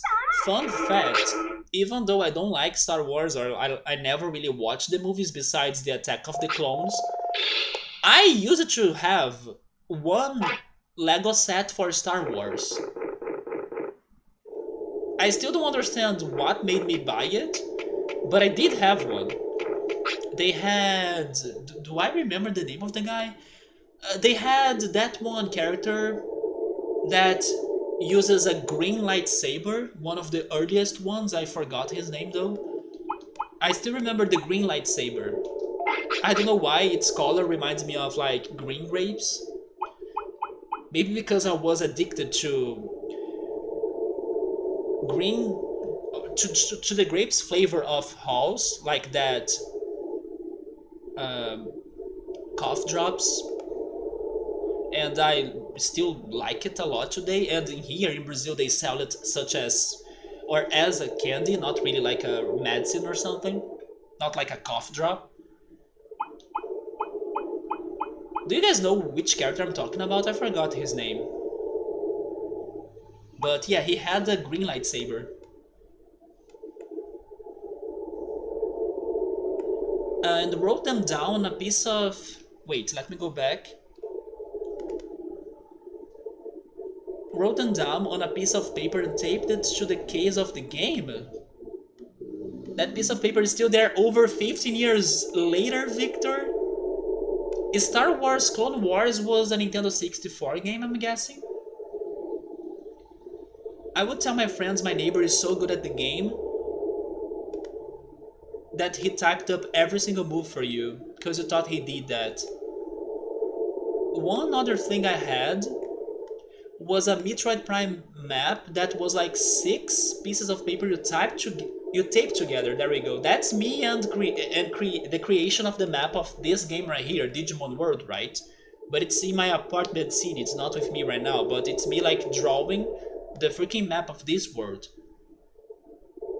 The game is on the Lego website. Do you remember? I used to go there every time. I used to stay in the school after the classes just to be browsing on their computers and checking the websites. You just bought a cartoon or a carton, maybe a carton of blue and Concord grapes. I ate some fruit salad today and I think you would like it because it does have a lot of mangoes on it. Those were hard to find and seasonal. My mom was telling me what was seasonal right here right now. Have you ever heard of, you probably not, but have you ever heard of a Brazilian berry called acerola? Yeah, acerola is now under the season, right? And it's a very sour and tiny red berry right here. It's good with orange or like orange juice. It's funny because one of the Pokemon games, Pokemon Sun and Moon, they named a character in there as Acerola, and it's that one Brazilian berry. Otherwise, we have table grapes that are red or green, which you don't like. I believe I like every grape, to be honest. I love grapes. I don't buy them that often, but I do like them. Nothing against them, just never ever crave or buy them. Yes, I also don't buy them, but I do like them a lot. Concord grapes taste awesome. Let me Google it. Oh wait, that Star Wars game was for GameCube? So yeah, you did have a bunch of GameCube titles to play, like instead of the Zelda game, right? You miss the Lego Flash games now? I wish I could remember the games. I do not remember the games. That I do remember one though. I remember a CD-ROM, and oh my god, I think it is on Steam actually. I think one of these days I saw it on Steam. But let me first Google the Concord Grapes. Victor, do you remember a CD-ROM Lego game called Lego Island or something? I used to play that a lot. It was such a such a dumb game because you had nothing to do in there.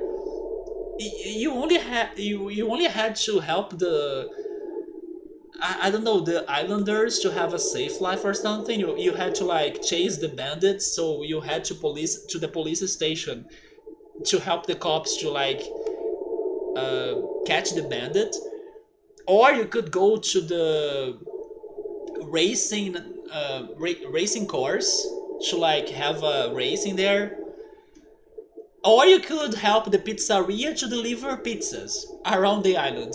Those are the three things I remember you could do in that game. Oh, you could also ride on a helicopter, yes. But it was such a dumb game now that I'm thinking about it. I believe it was called Lego Island or something. I think it is on Steam. For some reason, I have the feeling I saw it in there. Oh, Walters, those grapes are great, man. Yes, it's like the purple grapes. They are very good. Yeah, these grapes right here, I wish I had them. You have never heard of it? Maybe it's not that name, but let me show you what it is.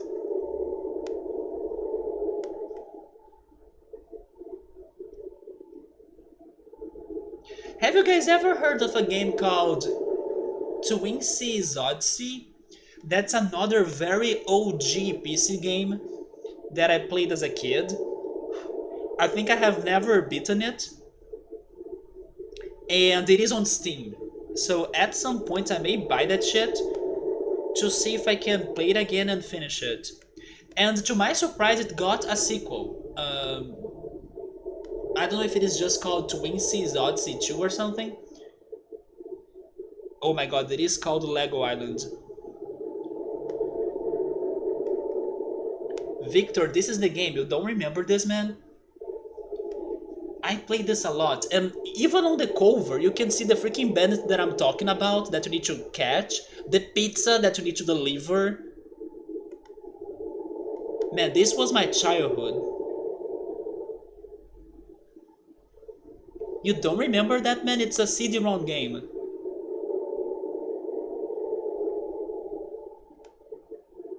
Maybe you have only played the Flash games, and then I don't remember the Flash games anymore.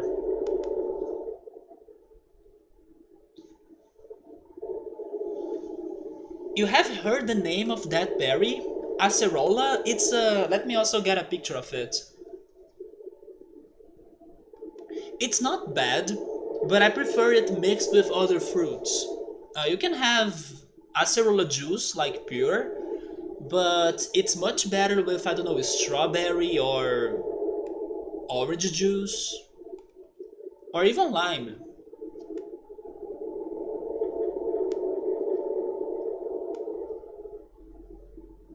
So yeah, right now is the acerola season. It's these guys right here.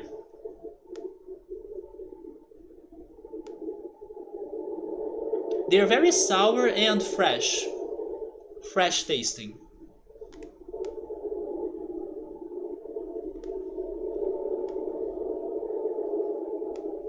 Normally we buy their pulps.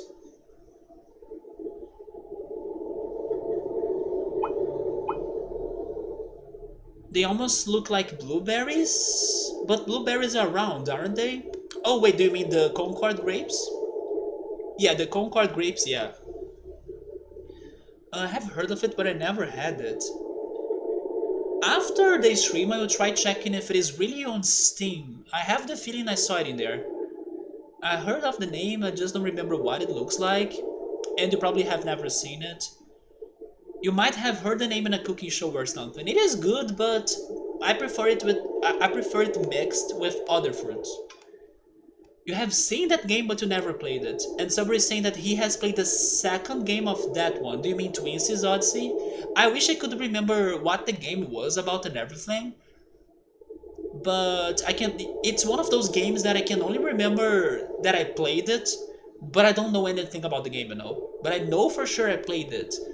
Just like Virtua Fighter, it was one of the free games that came with my computer, like Windows 95. And then they gave you a set of like CD-ROMs with it, and then Virtua Fighter was there. I remember playing that. I remember playing um, Prince of Persia as well, but then that doesn't mean that I was any good at it. Speaking of which, Victor, have you played that one Prince of Persia that's like Sands of Time?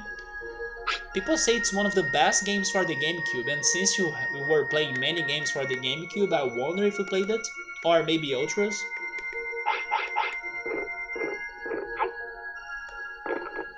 I played the Flash games and also the Lego Racers, right?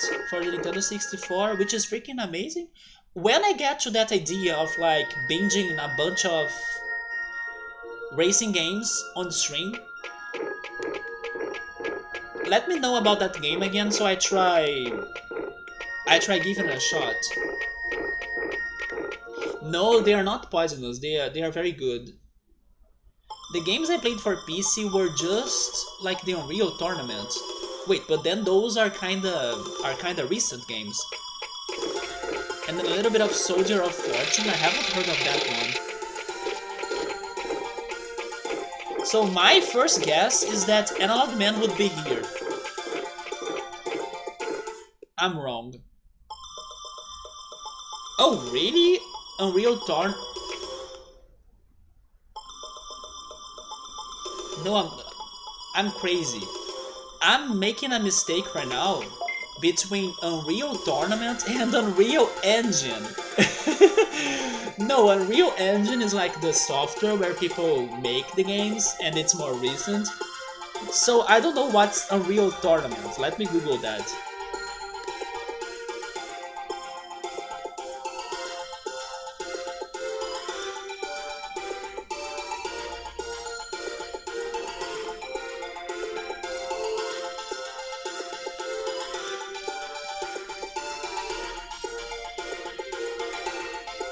Yes, I have never seen this game before. It's a shooter. Oh, but I have seen this logo before for sure, though. Yeah, I have seen this logo once in the past.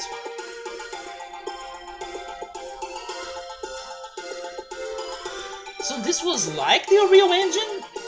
Am I getting familiar to this logo because it's the logo of the Unreal Engine, maybe? You know what? Maybe it is. You know a PC game that I remember seeing in the game store, but I was super scared of it? We were talking about The Sims earlier. Every time I went to the PC store to buy The Sims expansion pack, they had this game in there, and I used to be freaking scared of it.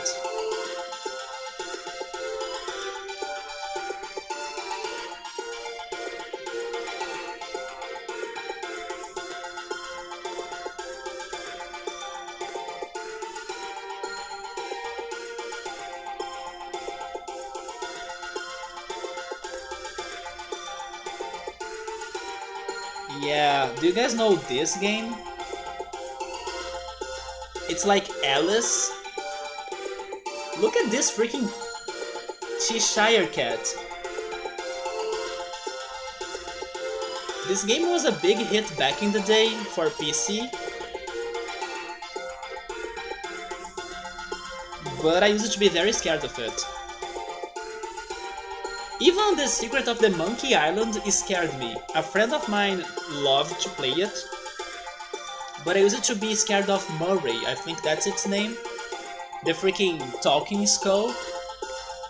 I don't know why, maybe it's because of how the game ends. I hope it's not a very big spoiler, but Murray used it to like give me the creeps, you know? So Unreal was the original game, then there was Unreal 2, then Unreal Tournament Gold, 3, 4, Unreal Tournament from 1999 was the best. So that's where I have seen that logo before. It's the same as the Unreal logo. Unreal Tournaments 2004 was a game as well. People mostly love the first Unreal Tournament. Still some people play it online. You log on and do some capture the flag at the map facing worlds.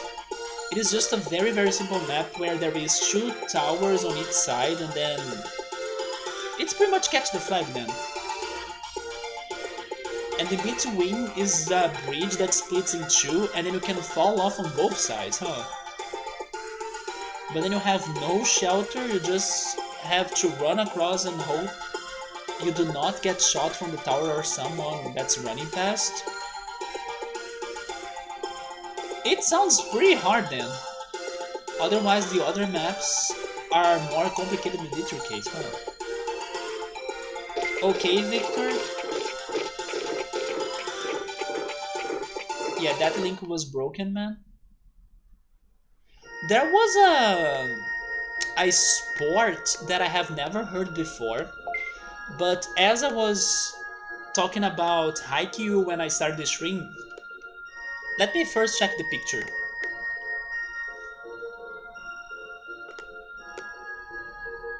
Oh, that's totally not the looks that I was imagining on my mind. This actually looks like a Smash Bros. 64 course or something. It's like the perfect mix of the Star Fox level with the Zelda level, like Hyrule Castle, and also Metroid level.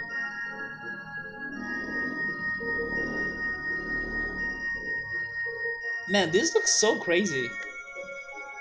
I wish I could also see the players, you know, like trying to cross the bridge or something. From POV, okay, maybe this one will have the players. Oh yeah, there we go. Oh, they are so little though. Man, I was expecting bigger characters.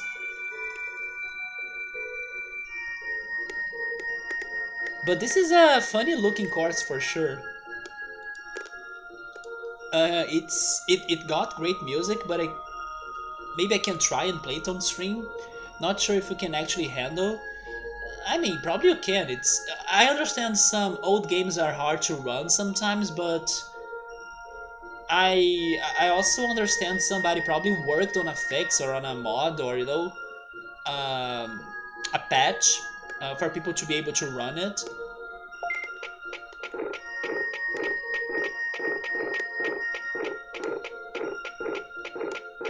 I was going to say, since you mentioned Capture the Flag, when I was telling my friends about Haikyuu, the volleyball anime, a friend of mine told me about another sports-based anime that he said it's like freaking awesome. Um, it's super hyped, just like Haikyuu, or like you watch it and then you know it's intense. And it's about a sport that I have never heard before. I don't know if I remember the name though, but I have it on my notes, so I'm checking it again. I think it starts with K. Oh yeah, it's called Kabaddi. Kabaddi maybe? Kabaddi. Kabaddi.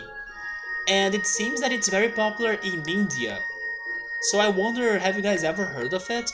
And then once I was checking a little bit of it, it felt like it's catch the flag without the flag, basically. But I still need to go on YouTube to really see people playing this sport, Kabaddi. So like I can describe it better, but it felt like it's capture the flag without the flag. And then my friend was saying, oh, the anime of that is awesome. I'm like, really? What is that even? Like, what is Kabaddi even?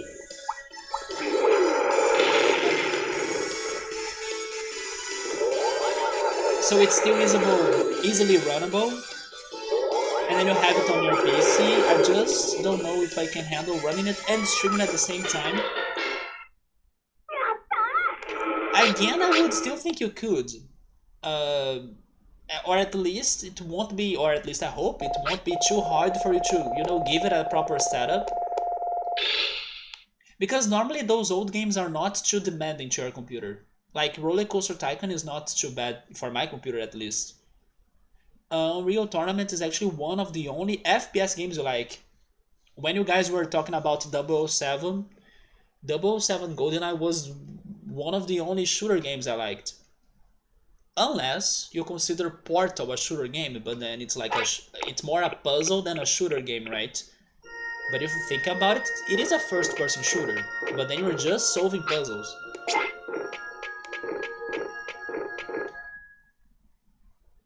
I'm returning to Friesland because maybe Analog Man is back to the Sanctuary.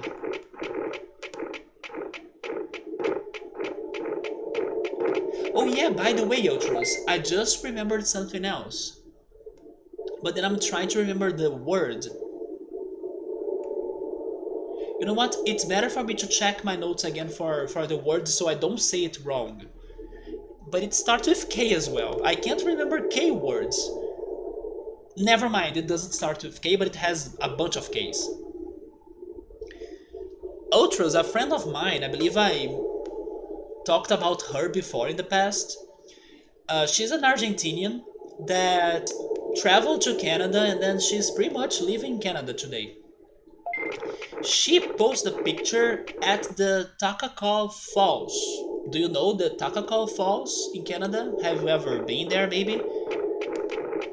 That place is beautiful.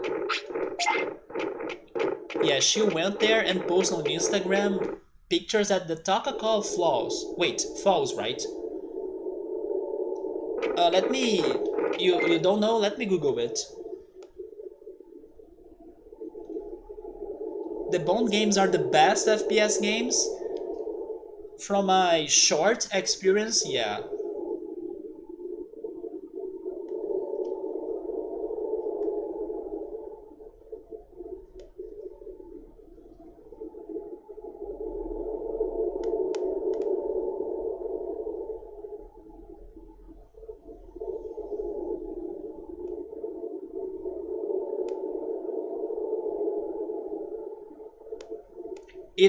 It is located in British Columbia.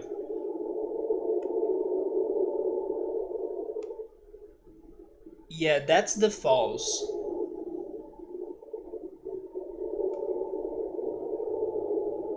Man, I'm still dreaming on traveling to falls, right? To see or to look at some falls. Yeah, it is in there. It's literally at the entire other side of the country. It's like a 50-hour drive, Jesus. I believe that...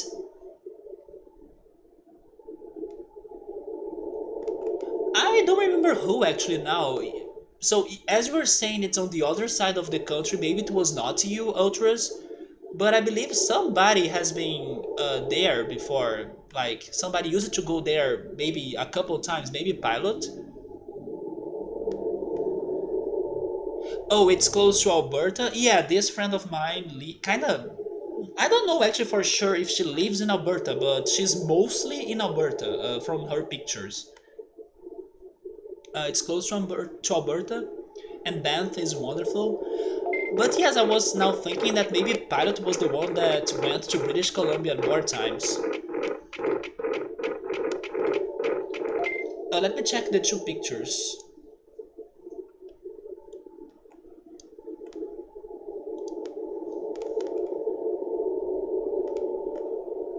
Oh my god, this now looks a little bit Majora's Mask, right? Look at that planet that's kinda too big for the proportions in here. And then it feels like it's going to crash into that spaceship.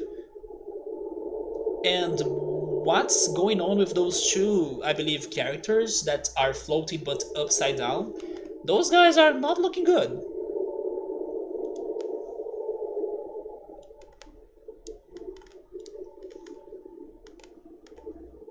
Oh my god, that's Banff?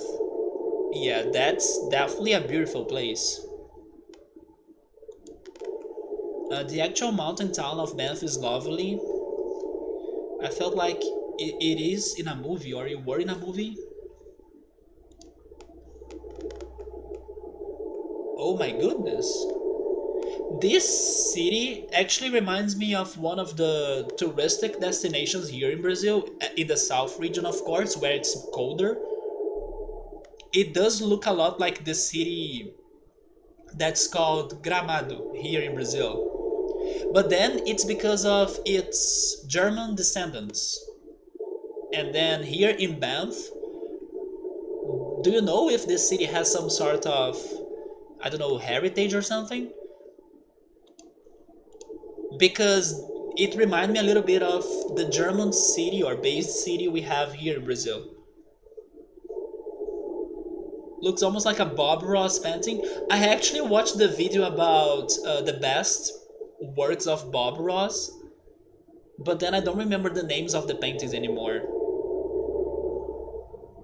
But he surprised me a lot on what he has done, since Bob Ross is not too, let's say, popular here in Brazil. By the way, Frames, can you come back, please? Stay strong, Twitch server. I know it's hard. Yeah, the frames are now taking a beating, right? But I hope you're still listening to me. And we are sick. And we're back, at least on the frames, though. Do I have a medicine with me? I do not. Okay, this is not good. I'm not risking it. I'm going back to File City.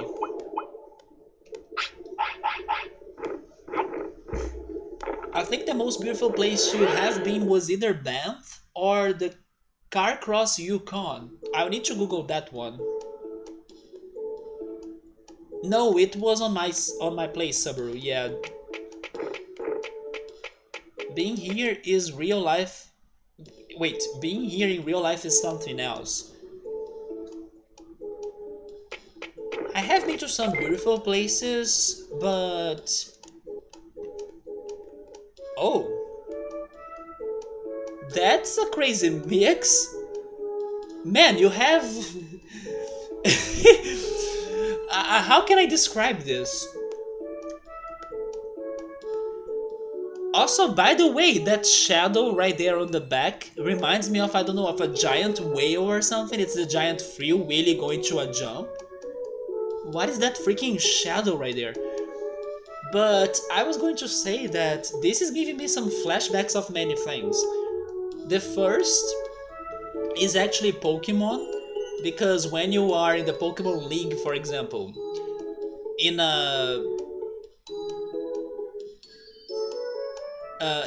one of the Pokemon matches or fights or battles, before the battle starts, they pick a course, or like they pick a team for the terrain, right? And this is like the mix of, you know, the mountain terrain with the desert terrain.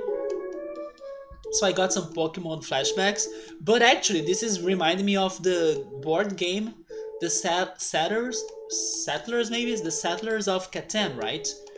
That sometimes you have those hexagons like with forests, and then it's next to a desert area, and then the mountains.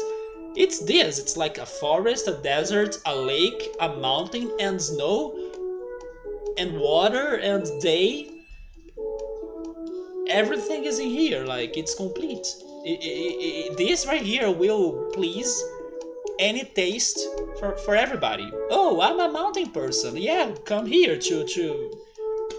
How was this called again? The place in Yukon? Carcross. Yeah, come to Carcross. You like, I don't know, to go to the river? Come to Carcross. You like the desert? Carcross. A forest? Carcross. Everything is in here. It's a very complete destination. I was saying that I have been to some beautiful places, But there is a difference between, let's say, the most beautiful place you have been and your favorite place, right? There is a difference in there. So even though I'm not sure which would be my most beautiful location that I have been before, I would need to give it a great thinking. I know which one is my favorite. And it's pretty much the Sugarloaf Mountain in Rio. It's my favorite place that I have been to.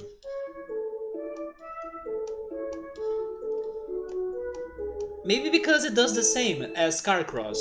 It has a little bit of everything. It has a forest, it has a beach, it has a mountain.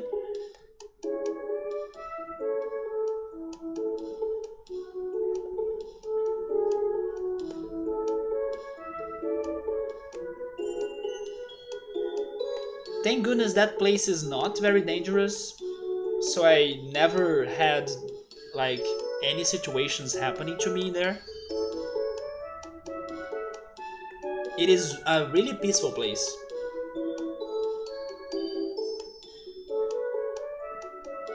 Yeah, this right here is my favorite place. That's the Sugarloaf Mountain, that's the Red Beach. So I go there, I spend some time in the beach, then I enter those woods right there, the forest, I take a walk, and then I go to the trail, I climb the um, smallest mountain right there, and then I spend the rest of the afternoon up there reading a book, drinking juice, and relaxing, looking at Rio, looking at my city until the sunset, and then I come back to the beach, and then I wait until the moon is up, and then I walk to the bus, and then I take the bus back home. That's my favorite thing to do in Rio. I spend a whole afternoon just going there. But is that the most beautiful place I have been to? Probably not. But then I'm not sure. It could be in the top 5, but if it is the like number 1, I can't say for sure. The village of Carcross is a little sketch though. The population is like 300. Most people were drunk. And many vodka bottles scattered. And then you got chased by some vicious dogs. And all of the houses look abandoned, but they are not. They hate tourists, but I'm sure tourists makes up 100% of their economy as they're hours away from civilization. It sounds like a place for you to, go there one day and not sleep in there, like leave it in the same day, as it's not that welcoming. The town is like something out of a classic Western movie. My dad would love it. My dad is crazy for Western movies. He watches everything on YouTube since Western movies are not a big thing anymore. Like Netflix and other streaming services, they don't have a large selection of Western movies. Yeah, this looks very little and rural and simple for sure.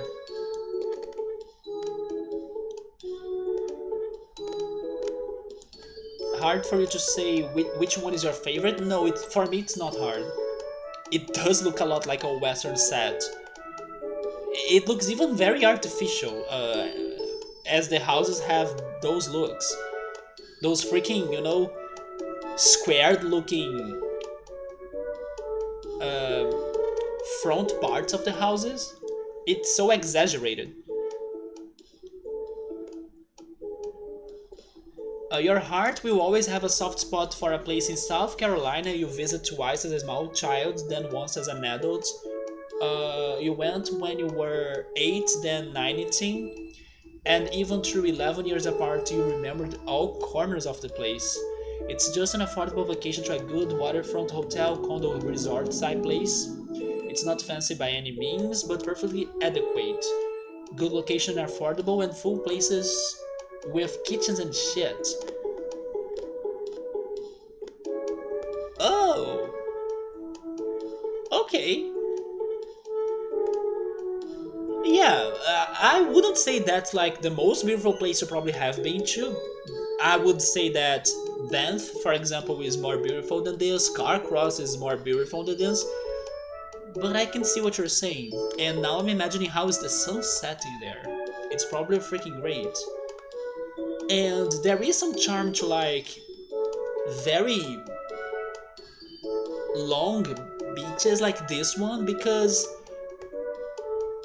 even though, let's say, there are many tourists, if you keep on looking, you can always find a somewhat more empty spot for you, right? Here in my hometown, it's that situation. We have a very long beach. I mean, it's, let's say, it's a long beach, but then it gets divided into like sections, and then those sections will get different names, but in the end, it's just a large, beach. And I like it for that. It's never too crowded, or at least you just need to move a little bit further for you to like not be in the middle of the crowd. And I like it too. It's the opposite of the favorite place I showed you because it's a small beach. Yeah, it's like a 20 hours drive to getting there. But the drive there is part of the fun, anticipation. We never flew, always drove. I mean, I don't like to drive, or like I can't even drive. But I also really like car trips, yeah. Even bus rides can be fun as well. As long as you are ready for it, like if you have food, water, if you're rested, and if you have like a good playlist to listen to, or a good book to read, or I don't know, somebody to be talking to or something, it's always fun. You would drive 10 hours to see your friends in the US a lot, once a year, sometimes twice. If it was over the winter, you would go there by taking a bus or taking a plane. One time you did.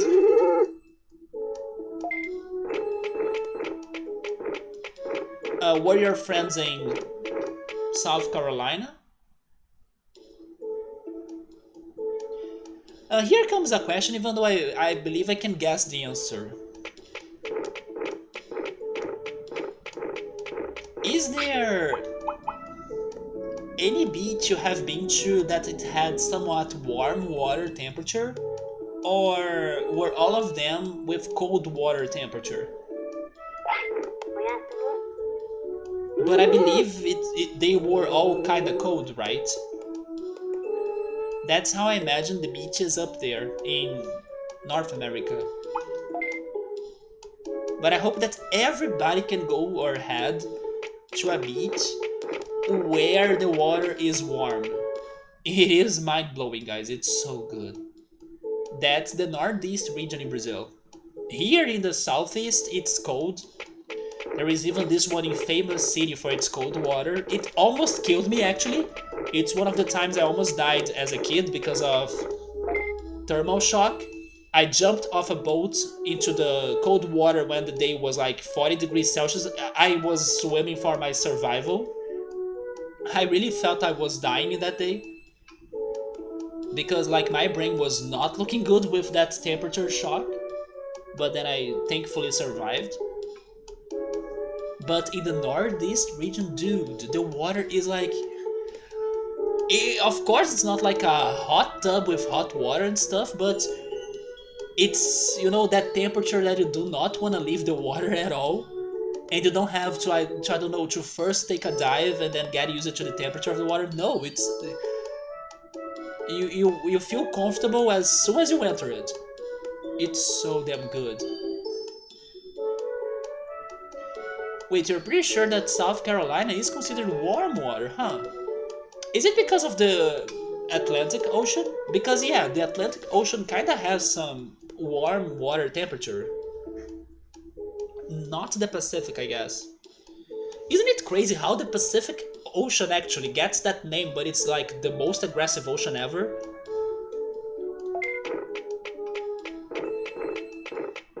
Why call it Pacific if it's not?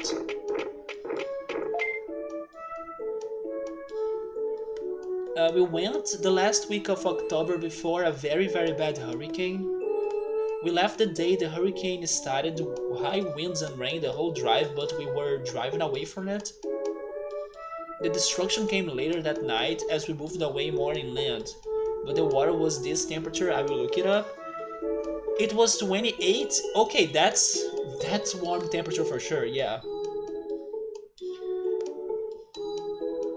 South Carolina is above Florida, there is palm trees there, and the coldest it gets is like 10 to 15 Celsius. It sounds a lot like Rio then.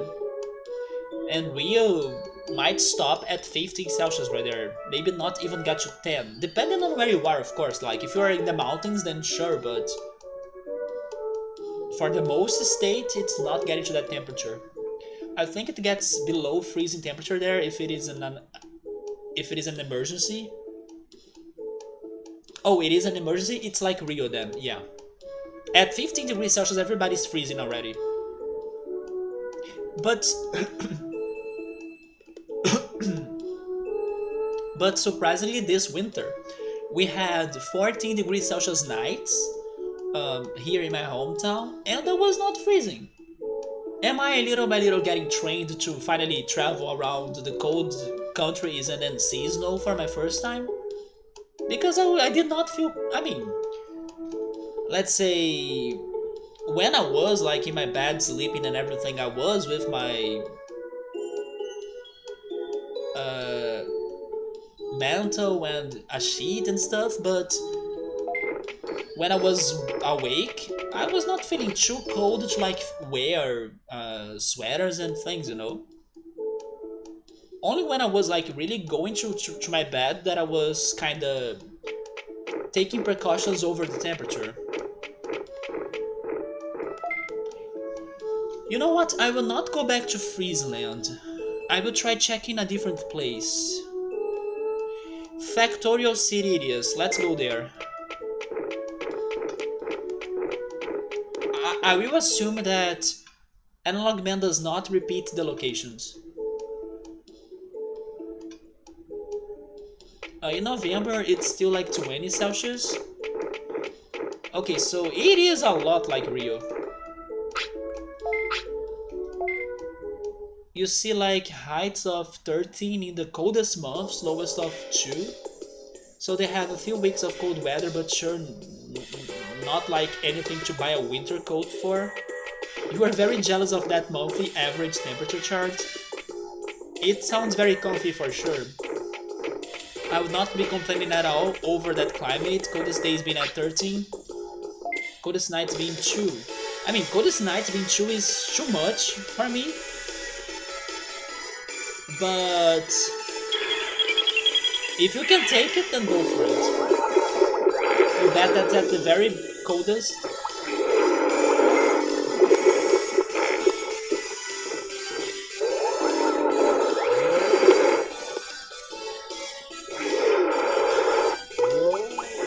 By the way, I read something kinda sad this week.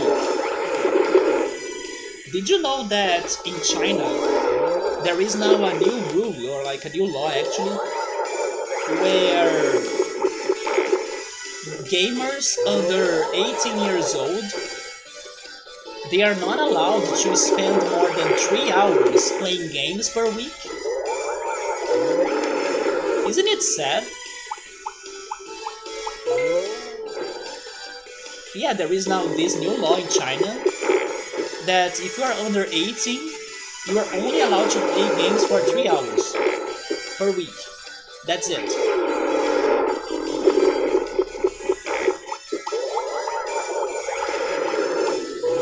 I understand that maybe they want to, I don't know, try not to get many kids addicted to games and stuff, but as China has a big population, that's going to impact the gaming market a lot. Especially because many gamers are kind of the youngers, right? So that's a fun, quotation marks, fact for you, because it's not fun at all, but I learned that this week.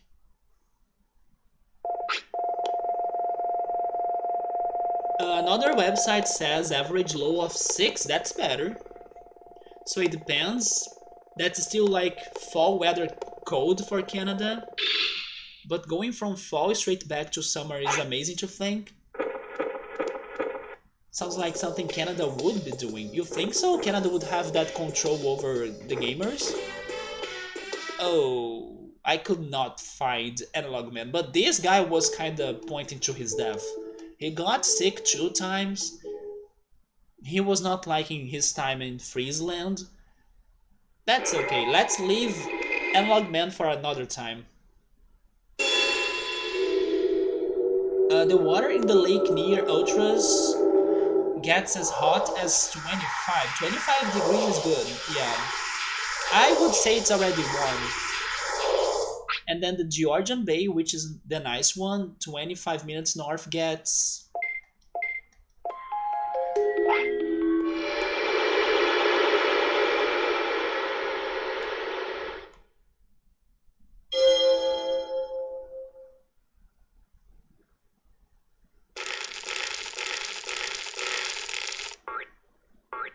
24 degrees Celsius. That's also good, but that's the highest.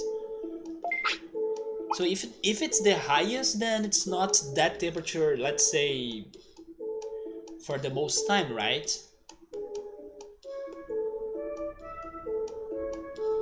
So I don't know, maybe in average it's colder.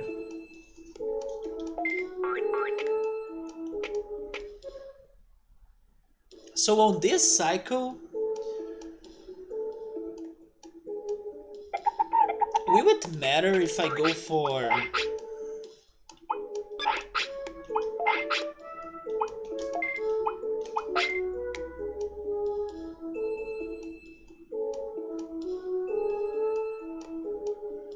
No, I'm using my items right.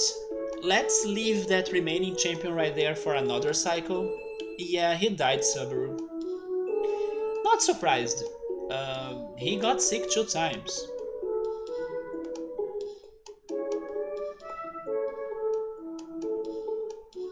I will get Agumon and then I'm using the item and then I will see if by training either Edramon or Sidramon a lot, we can get the ultimate. In case we do, we'll be only missing 3 Digimon to register. We are getting there, guys. We are getting there. Things are finally happening here.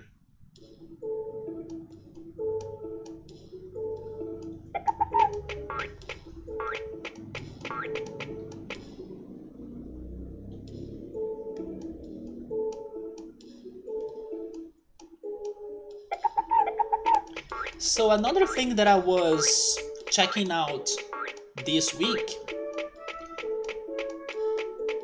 is about weird ice cream flavors. And here comes the full talk for the weekend, I guess. 24.2 is the warmest, but don't forget that shit was in the North Pole not too long ago, so it's like very fresh water. I recognize this name already, the Wasaga Beach. Isn't it the place where you see the Corvettes and stuff? Maybe not, but I have seen this or I have read that name before. But I could swear it was that place that you like going and then you see all sorts of people hanging around.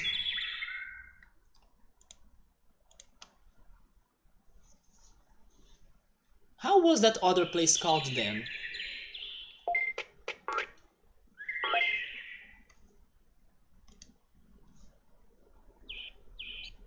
Okay, so I'm not crazy. Yeah, this is the exact picture that got printed on my brain already. Yeah, the one with a lot of Corvettes right there, you see? Or like those fancy cars. And then people hanging around. This looks like, you know, straight from, I don't know, an 80s movie. That's the impression I get.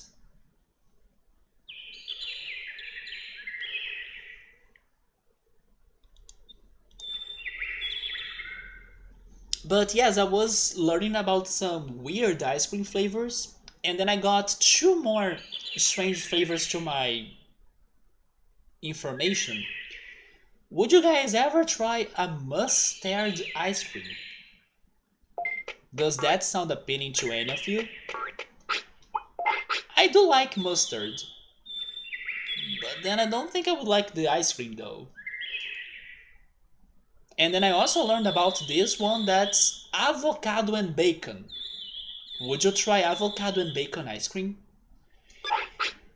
Maybe it's good because I think it's a attempt to like go on some sort of guacamole sort of thing.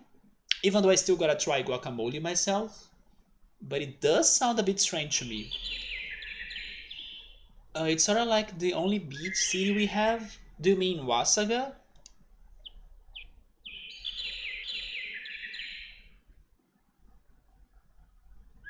Maybe that's why it's so crowded, right? Although the Toronto beach area has a beachy feel too. And no wouldn't try an ice cream like that. Yes, that's why I was saying they kinda sound very weird. But you did have a ginger ice cream, and it was okay.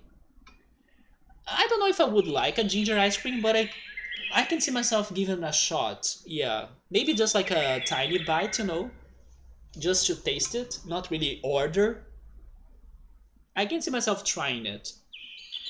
Your brother rented a hotel there for his birthday like 4 years ago, and it was a very drunk old time. Holy, that's the most you have ever partied with him. Oh, by the way, Otros, how's that OG friend of yours like that disappeared and then he's kind of back or something? How is that going on? Um, okay, let's think about this. If I go after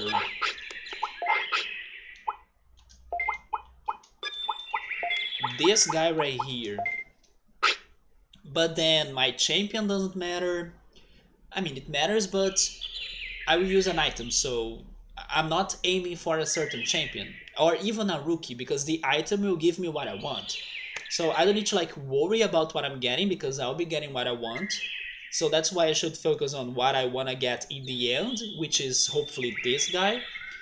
If I were trying to make some Digimon to turn into this guy, I believe I would need to go for attack, right? Because it's what this is screaming to me.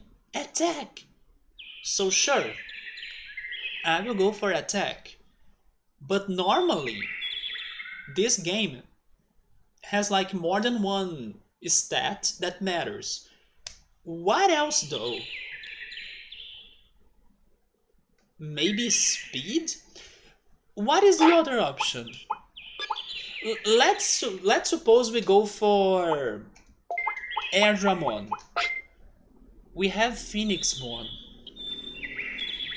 If I go for Sidramon, it's Mega Sidramon, right? Yeah.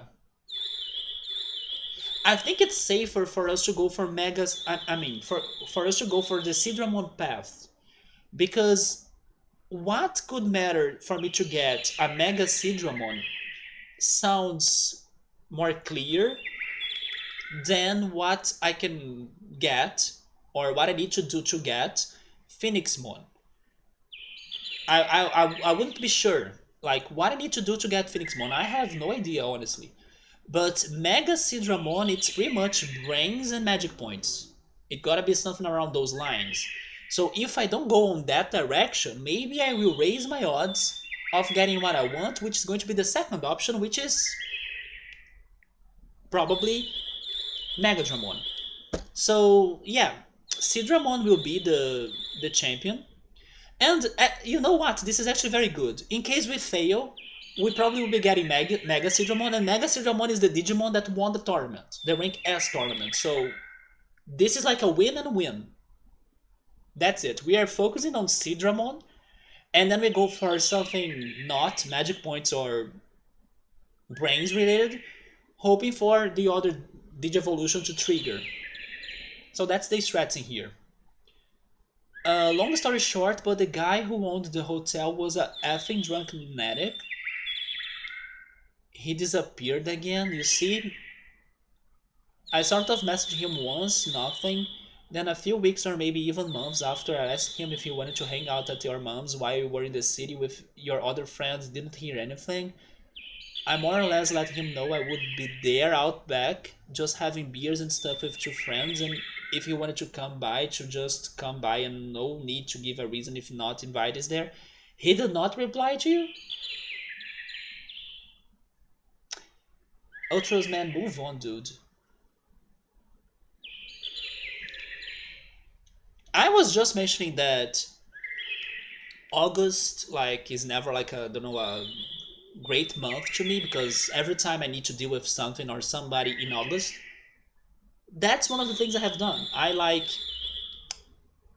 cut one person from my life, or like an old friend from my life, just because the person was like trying to reconnect to me, or like trying to contact me again. And then I was like, okay, how's it going? How's everything? And then no replies. So instead of like forcing that friendship to be resurrected, and like um, working on to make it to happen again and make it true and then make things normal again, as the person was not showing that, let's say, that drive back, it would make me stressed. It would make me like uh, to get out of my current course of life. It would demand energy. It would demand like attention as well. It would demand some things of me that I was not seeing the other person really showing that care back. So as soon as I saw that it was not working out, I took the decision. And as I was like you, that I was like being clear about the communication, and then the person was not communicating back, I could make that decision with some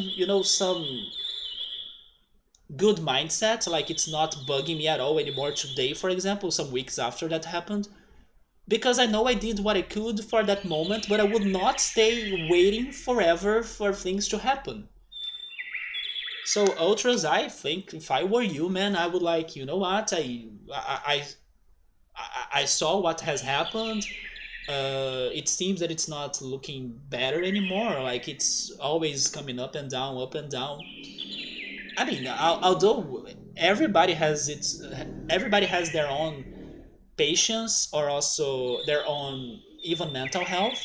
But I realized in my life that I don't have mental health for those ups and downs anymore, because it makes me anxious, it makes me nervous, it makes me, I don't know,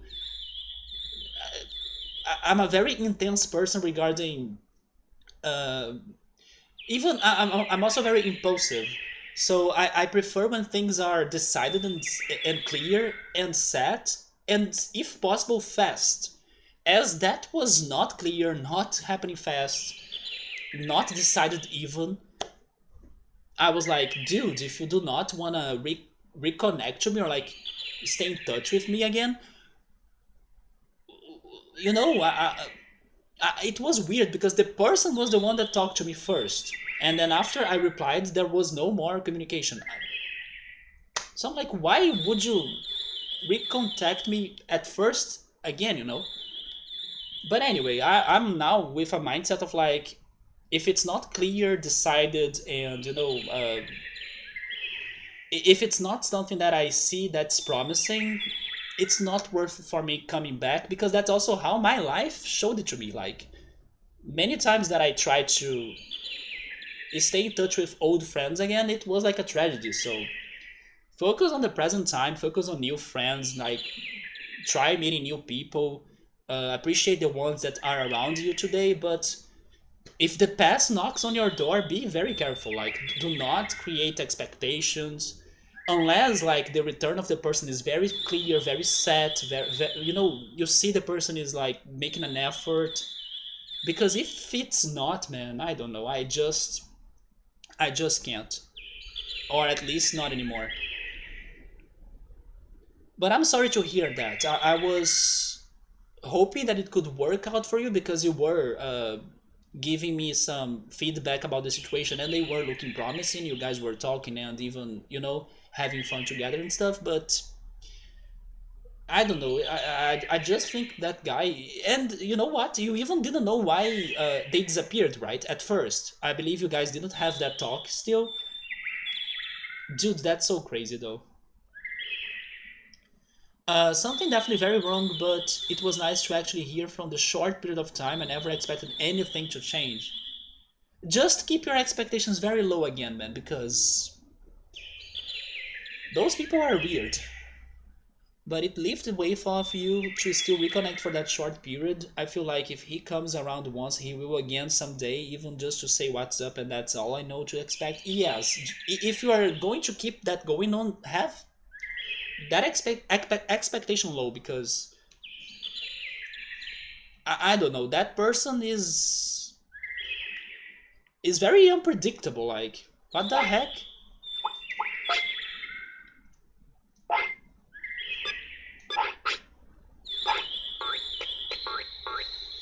So now that I decided what am I doing in here,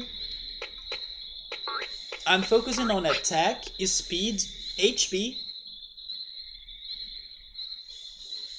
and maybe defense?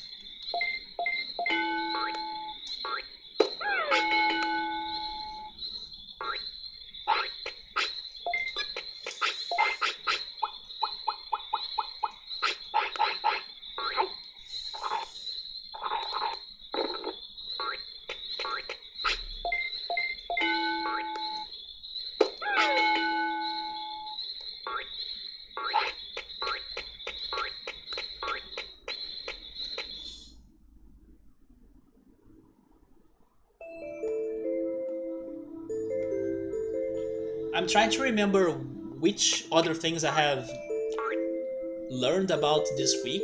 I just got another memory, but it's like minor information or it's not big deals. But I was even telling Subaru one of these days that Morgana from Persona 5 got into that Super Monkey Ball game as a DLC character, and then I was shocked. But then this week I heard of new DLC characters that are also coming to that game that shocked me. They are getting Sonic and Tails, I believe, but also Hello Kitty out of nowhere.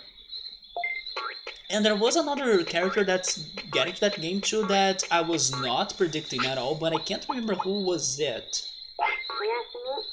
But I believe that Super Monkey Ball is trying to get to newcomers or like new players by throwing some recognizable names, right? Into the game. It's funny because that's a game that everybody that has played it says that they liked it, but I don't think it's a very appealing game. Like, if you watch the trailer, if you watch the playthroughs or the gameplays, I wouldn't say it's a game that makes people to urge to play it, you know? But every single person that has played it says it's like fantastic. So maybe this strategy could work for some people to start playing it or like giving it a first shot.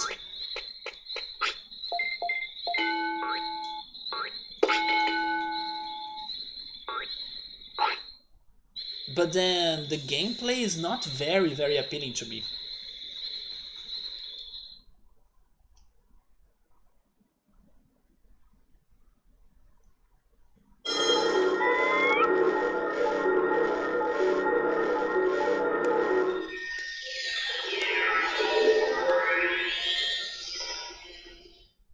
So we got Koromon. It's been forever since we had Koromon as a partner, right? So Koromon, let's go for it. I believe now we'll be seeing Koromon a lot. We may be having many cycles with him.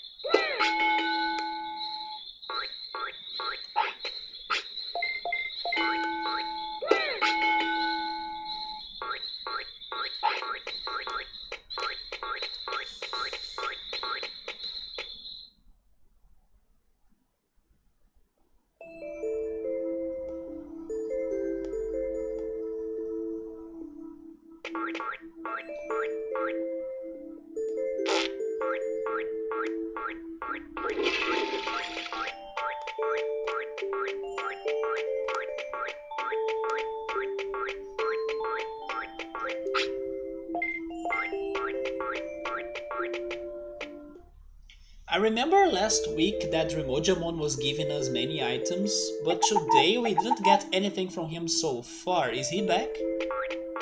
Oh, there he is.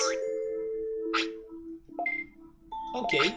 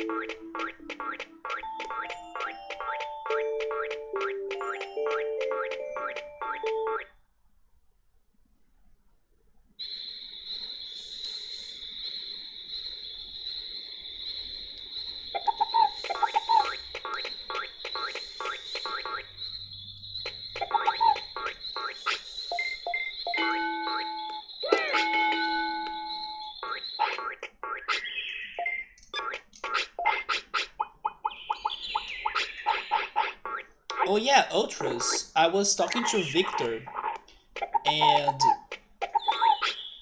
Victor has already stated that the new Iron Maiden album is awesome. Probably you have also heard it, right?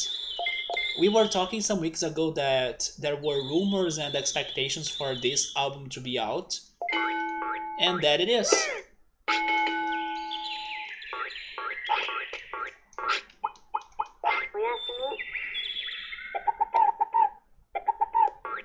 Yesterday I was actually making some playlists because I realized that I have many playlists that I separate the music by genre, but I don't have many playlists that I mix them all together, you know, like my favorite songs all together. So I decided to start making that one playlist. Um, the different songs from different genres that I like to listen, they were only together or combined in my yearly playlist, like 2021. It's the playlist where I place every song I heard in that year, but they don't have like my favorites in separate than the other good songs but not really favorites. So I started working on a playlist with only my favorites, the ones that I can see myself listening many times, you know. Wait, Ultra, so you need to go check the new album. Yeah, you see Victor right there? But you get around to it, you're sure? It's just you didn't really enjoy the feel before this. Not that they were bad or anything, it's just regular Old Maiden. You get to it, there we go.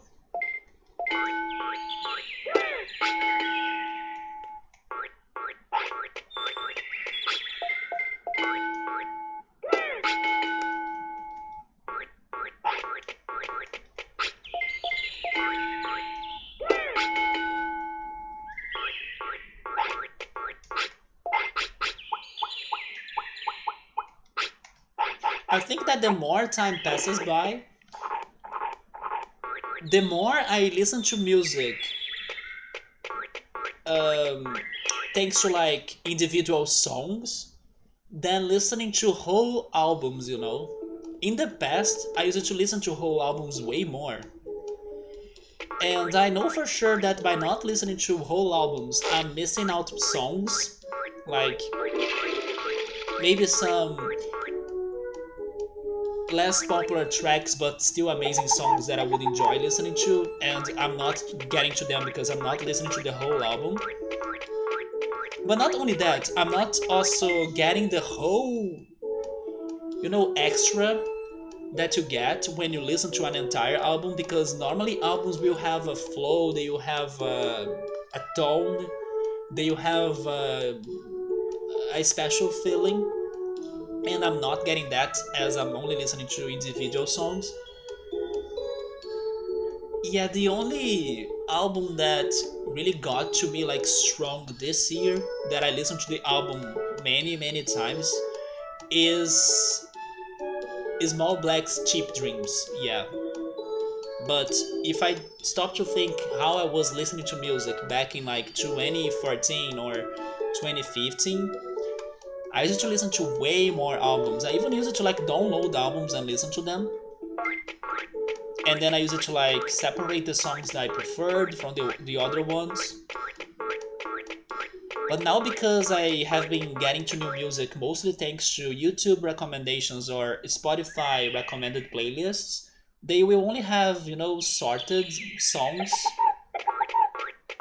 And only if I really, really, really like that one artist, then I will check more of them, like their other albums or stuff. But that's something that I kind of stopped doing, and I don't say it as a good thing, because it is very special for you to listen to an entire album. But it's something that's like, I'm realizing right now that I'm losing it. Totally listening to a good album from the beginning to end is such a different experience. I know there are some very magical albums that it's about the details, And I even had this one personal belief of mine that I kind of I'm super curious to listen to the last track of albums, and at least regarding One Nothing, my favorite band, those last tracks of their albums were always very very special to me, or like some of my favorites. That pattern started uh, to be that common in their most recent albums, but I remember now, like, I was passionate to the last tracks of albums a lot because I always wanted to see or to hear actually how are they going to enclosure this, how are they going to give us the conclusion, and is it going to really match the rest of the album, or is it going to make sense? And many times they did make sense, especially this one, Beach Fossils album. I think it's called What a Pleasure. It's been a while since I heard it. I will always love how the last track gives us a couple notes of the first music of the album. It's so beautiful. It's like so amazing how they kind of tease us on like, do you want to restart this album? I think it's so genius how they did that. And one, if not my favorite Beach Fossils song, is that one final song of the album. It's called Adversity. I freaking love those last notes, or like that last part of the song, because it kind of teases you to start the album again.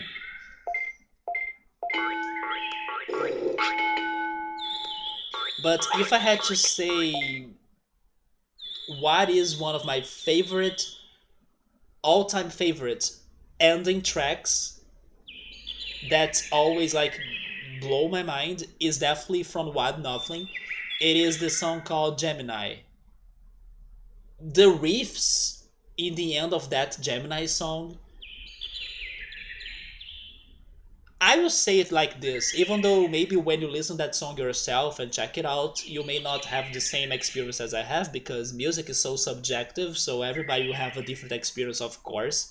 But the ending of Gemini by One Nothing is the closest I can get to the feel of like diving in the ocean, without, of course, diving it in real life.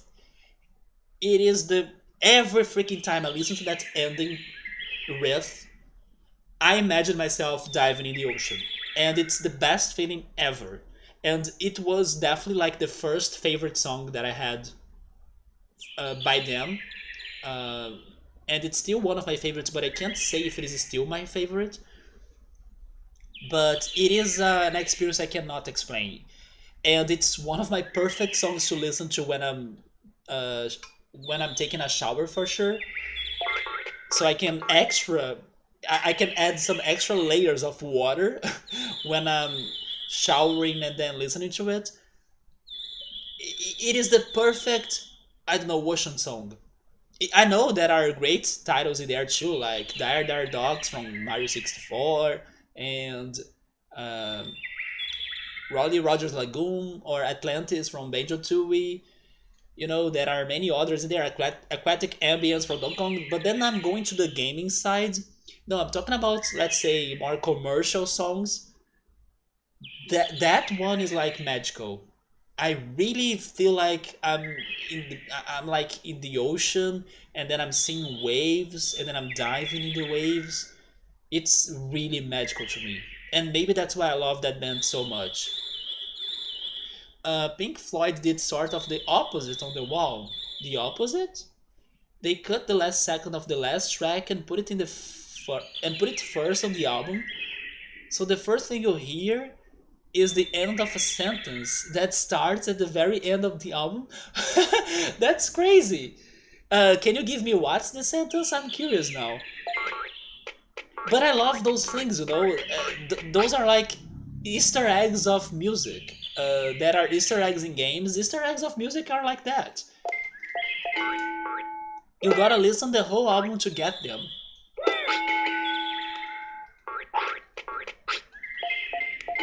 Not to mention that there are some album covers that are fantastic as well. They are very trippy looking. Even the ones that sometimes get a bit convoluted with information, for example, when an artist decides to add in the cover of the album the names of like every song, you know, and then maybe it's too much information. There are some people that do it in a very creative way, and the album cover looks awesome.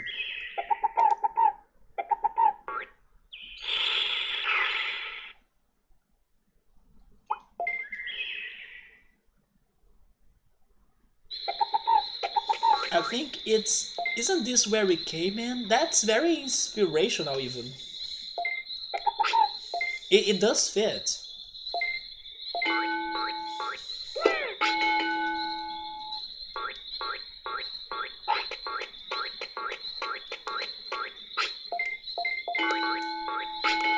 But yeah, man, nothing beats Gemini to me. Gemini's ending, I it's sublime. Do you pronounce it like sublime or sublime? That's a word that I'm not used to say. If I had to guess, I would say it's sublime, but I hope I'm right. It is sublime.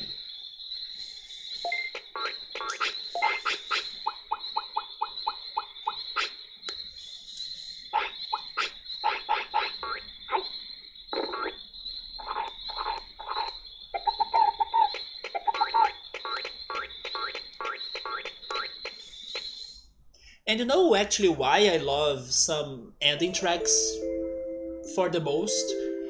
Because normally they are relaxing songs or like they are slow songs. And I do like many, let's say, slow paced songs. I'm not saying it's like very slow, but more than like in aggressive songs, I prefer the relaxing ones. And I believe that's kind of like a pattern for many artists to give us a more, you know, slow paced song in the end. That also helps me to like them. It's sublime, there we go. The lime bit should probably be like lime, yeah. I mentioned that word, and there is an album called From Here We Go Sublime. It's by an artist called The Field, and he plays electronic music, but like they are very ambient. But there is one song by him that's awesome, that's called The Silent. And the reason why it's awesome is because The Silent is pretty much Coldplay's the Scientist backwards. It's such a crazy sample and also crazy idea, but it does work. So if you're curious to check how does Coldplay the Scientist sounds like if it's backwards, go look The Field, The Silent. It's worth checking it. But then of course have in mind that he's like an ambient artist, so the song will be very chill, relaxing, and you know, somewhat normal. It won't be, oh my god, this is a banger and stuff. No, it's just like a chill track. But it blew my mind when I learned that it was the Scientists backwards. I used to listen to that album a lot during college because I used to like studying while listening to music. And as he plays ambient songs, it was a perfect match for me to be studying while listening to it. But today I kinda don't listen to those tracks anymore that much. Even though I still have a playlist for lo-fi and slow tracks, but lately I have been listening mostly my playlists of electronic music, and the one playlist I have with songs that somewhat resemble me real. Yes, I have a playlist of songs that they may or may not be related directly or not to Rio.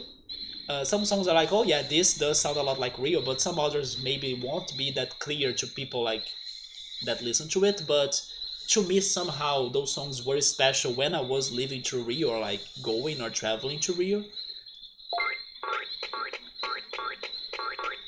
I have been listening to those songs or those playlists the most.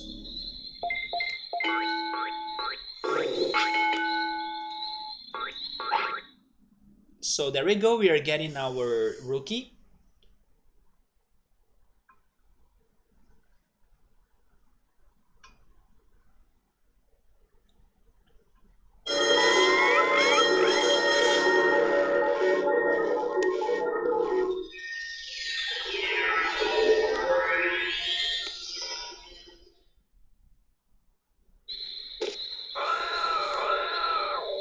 I think this is one of the few Digimon that Victor remembers.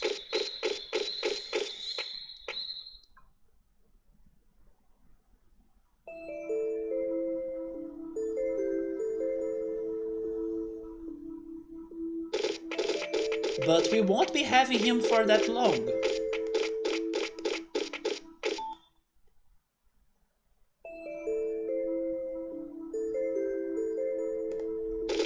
Oh yes, I was talking about Digimon, and then earlier today I was mentioning the crazy DLCs for Super Monkey Ball. I remembered who was the character that also surprised me to be in that game. Suezu. Do you guys know Suezu? Suezu is from the Monster Rancher franchise. And we are getting a remake, or actually it is a remake, maybe not a remaster, it's a remake of Monster Rangers 1 and 2 for the Switch, for PC.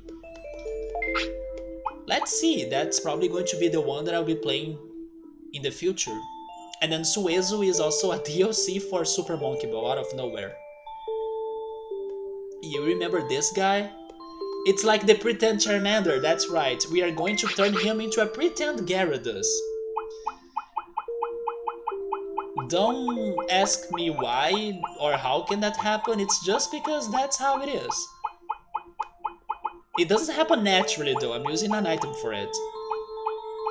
It's the water bottle? Yes. We are giving water to our Charmander.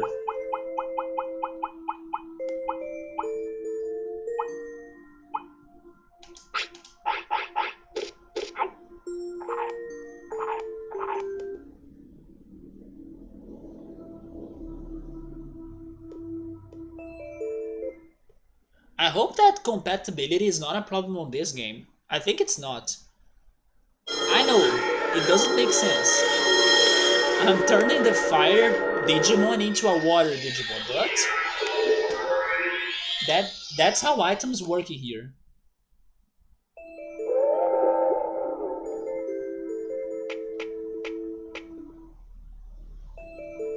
So this guy now can digivolve into our last ultimate.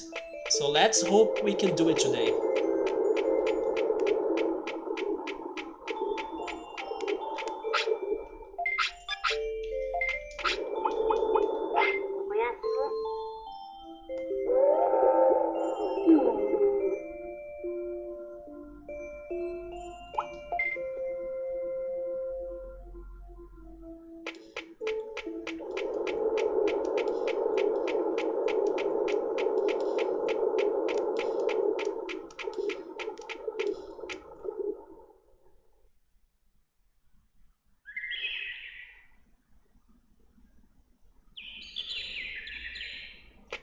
I will keep the attack and HP training. I was not thinking too much about his wave, so I think I will keep it kinda high. I guess that Megadramon could be heavier than Megasidramon.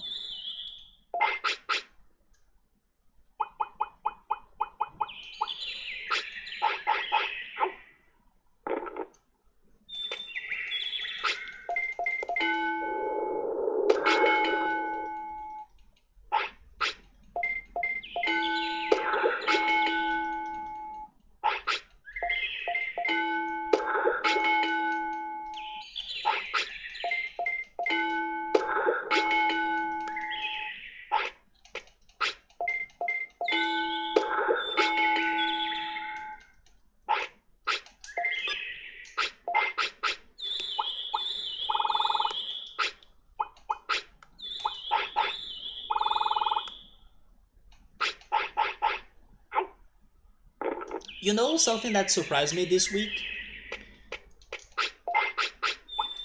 One of these days, Emily was telling me that she started playing a game called Parkasaurus, and Parkasaurus is pretty much Roller Coaster Tycoon but with dinosaurs. And then this week I saw a little bit of a gameplay of a Jurassic Park game. And even though I'm not a big fan of Jurassic Park, last weekend I was even bringing up some fun facts I learned about that franchise. I was surprised by the game. It's actually a game where you build a park of dinosaurs. Just like what Emily said that happens on Parkasaurus, but then Parkasaurus has, let's say, cartoonish graphics, while this one Jurassic Park game has somewhat realistic graphics. And then I have a question for you all. If there was a Jurassic Park in real life, would you be crazy to go visit it? Because the guy that was playing it, it looked like it was his dream to visit a park with dinosaurs. Victory is kinda brave right there as well, like sounds kinda cool. I think it was the Jurassic World game, probably, yeah. Whoever invented ice cream is such an amazing thing. Isn't it from China? If I'm not mistaken, the Chinese invented the ice cream. I can be wrong, but if it was like a trivia question given to me, I would go for the China option. I do think it was created in there. I would never go to an island or a park that has dinosaurs, by the way. Never. Not even if it only has herbivores. Nope. Not my thing, not for me, bye. Yeah. I have been very curious lately about dinosaurs. I even brought this crazy thought of mine about like, were the dinosaurs this planet the real... Wait. Were the dinosaurs this planet's real objective or like goal or, role? Because like dinosaurs came before humans, and then what if the meteor or the ice age did not happen, and then would the dinosaurs still be ruling this world and then the humans were not? I was, thinking a lot about that, and then once again, thank you Chrono Trigger for bringing up those questions way before I was thinking about them. Chrono Trigger does also give you those thoughts. I just were not focusing on them back in the day. But then years later, I realized that holy shit, this is Chrono Trigger shenanigans. So I have been like very thoughtful about dinosaurs, but definitely I would not visit an island or a park that had dinosaurs there. No, not at all.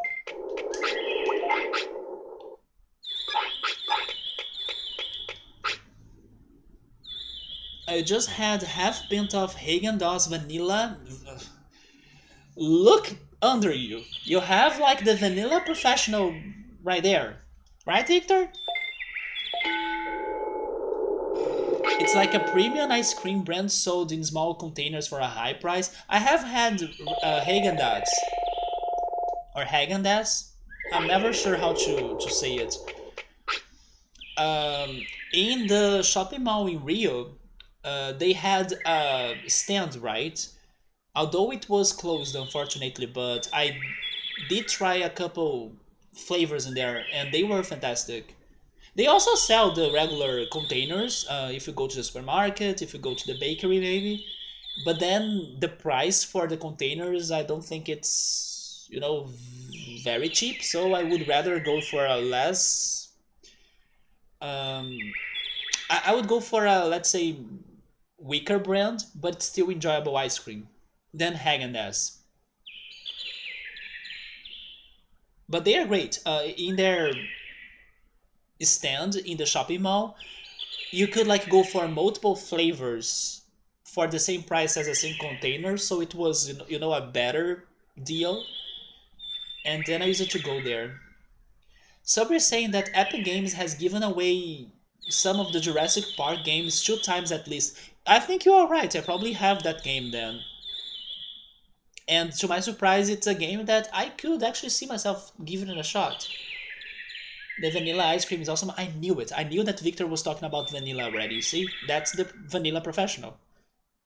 It's all connected. If you stop to think about it, Victor starts with V. V of what? V of vanilla, of course.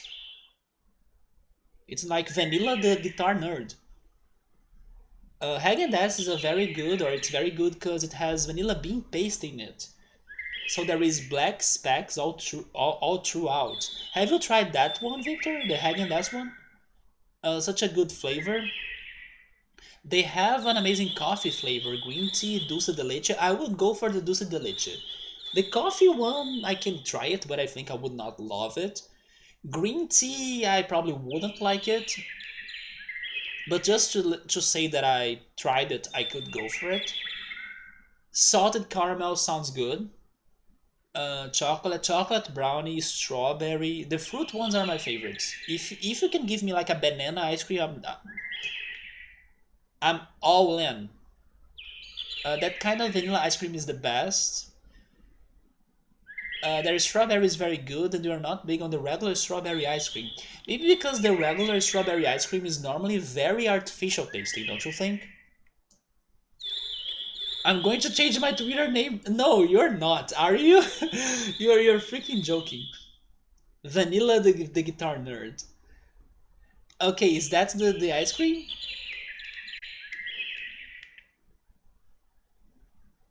Wait, is that the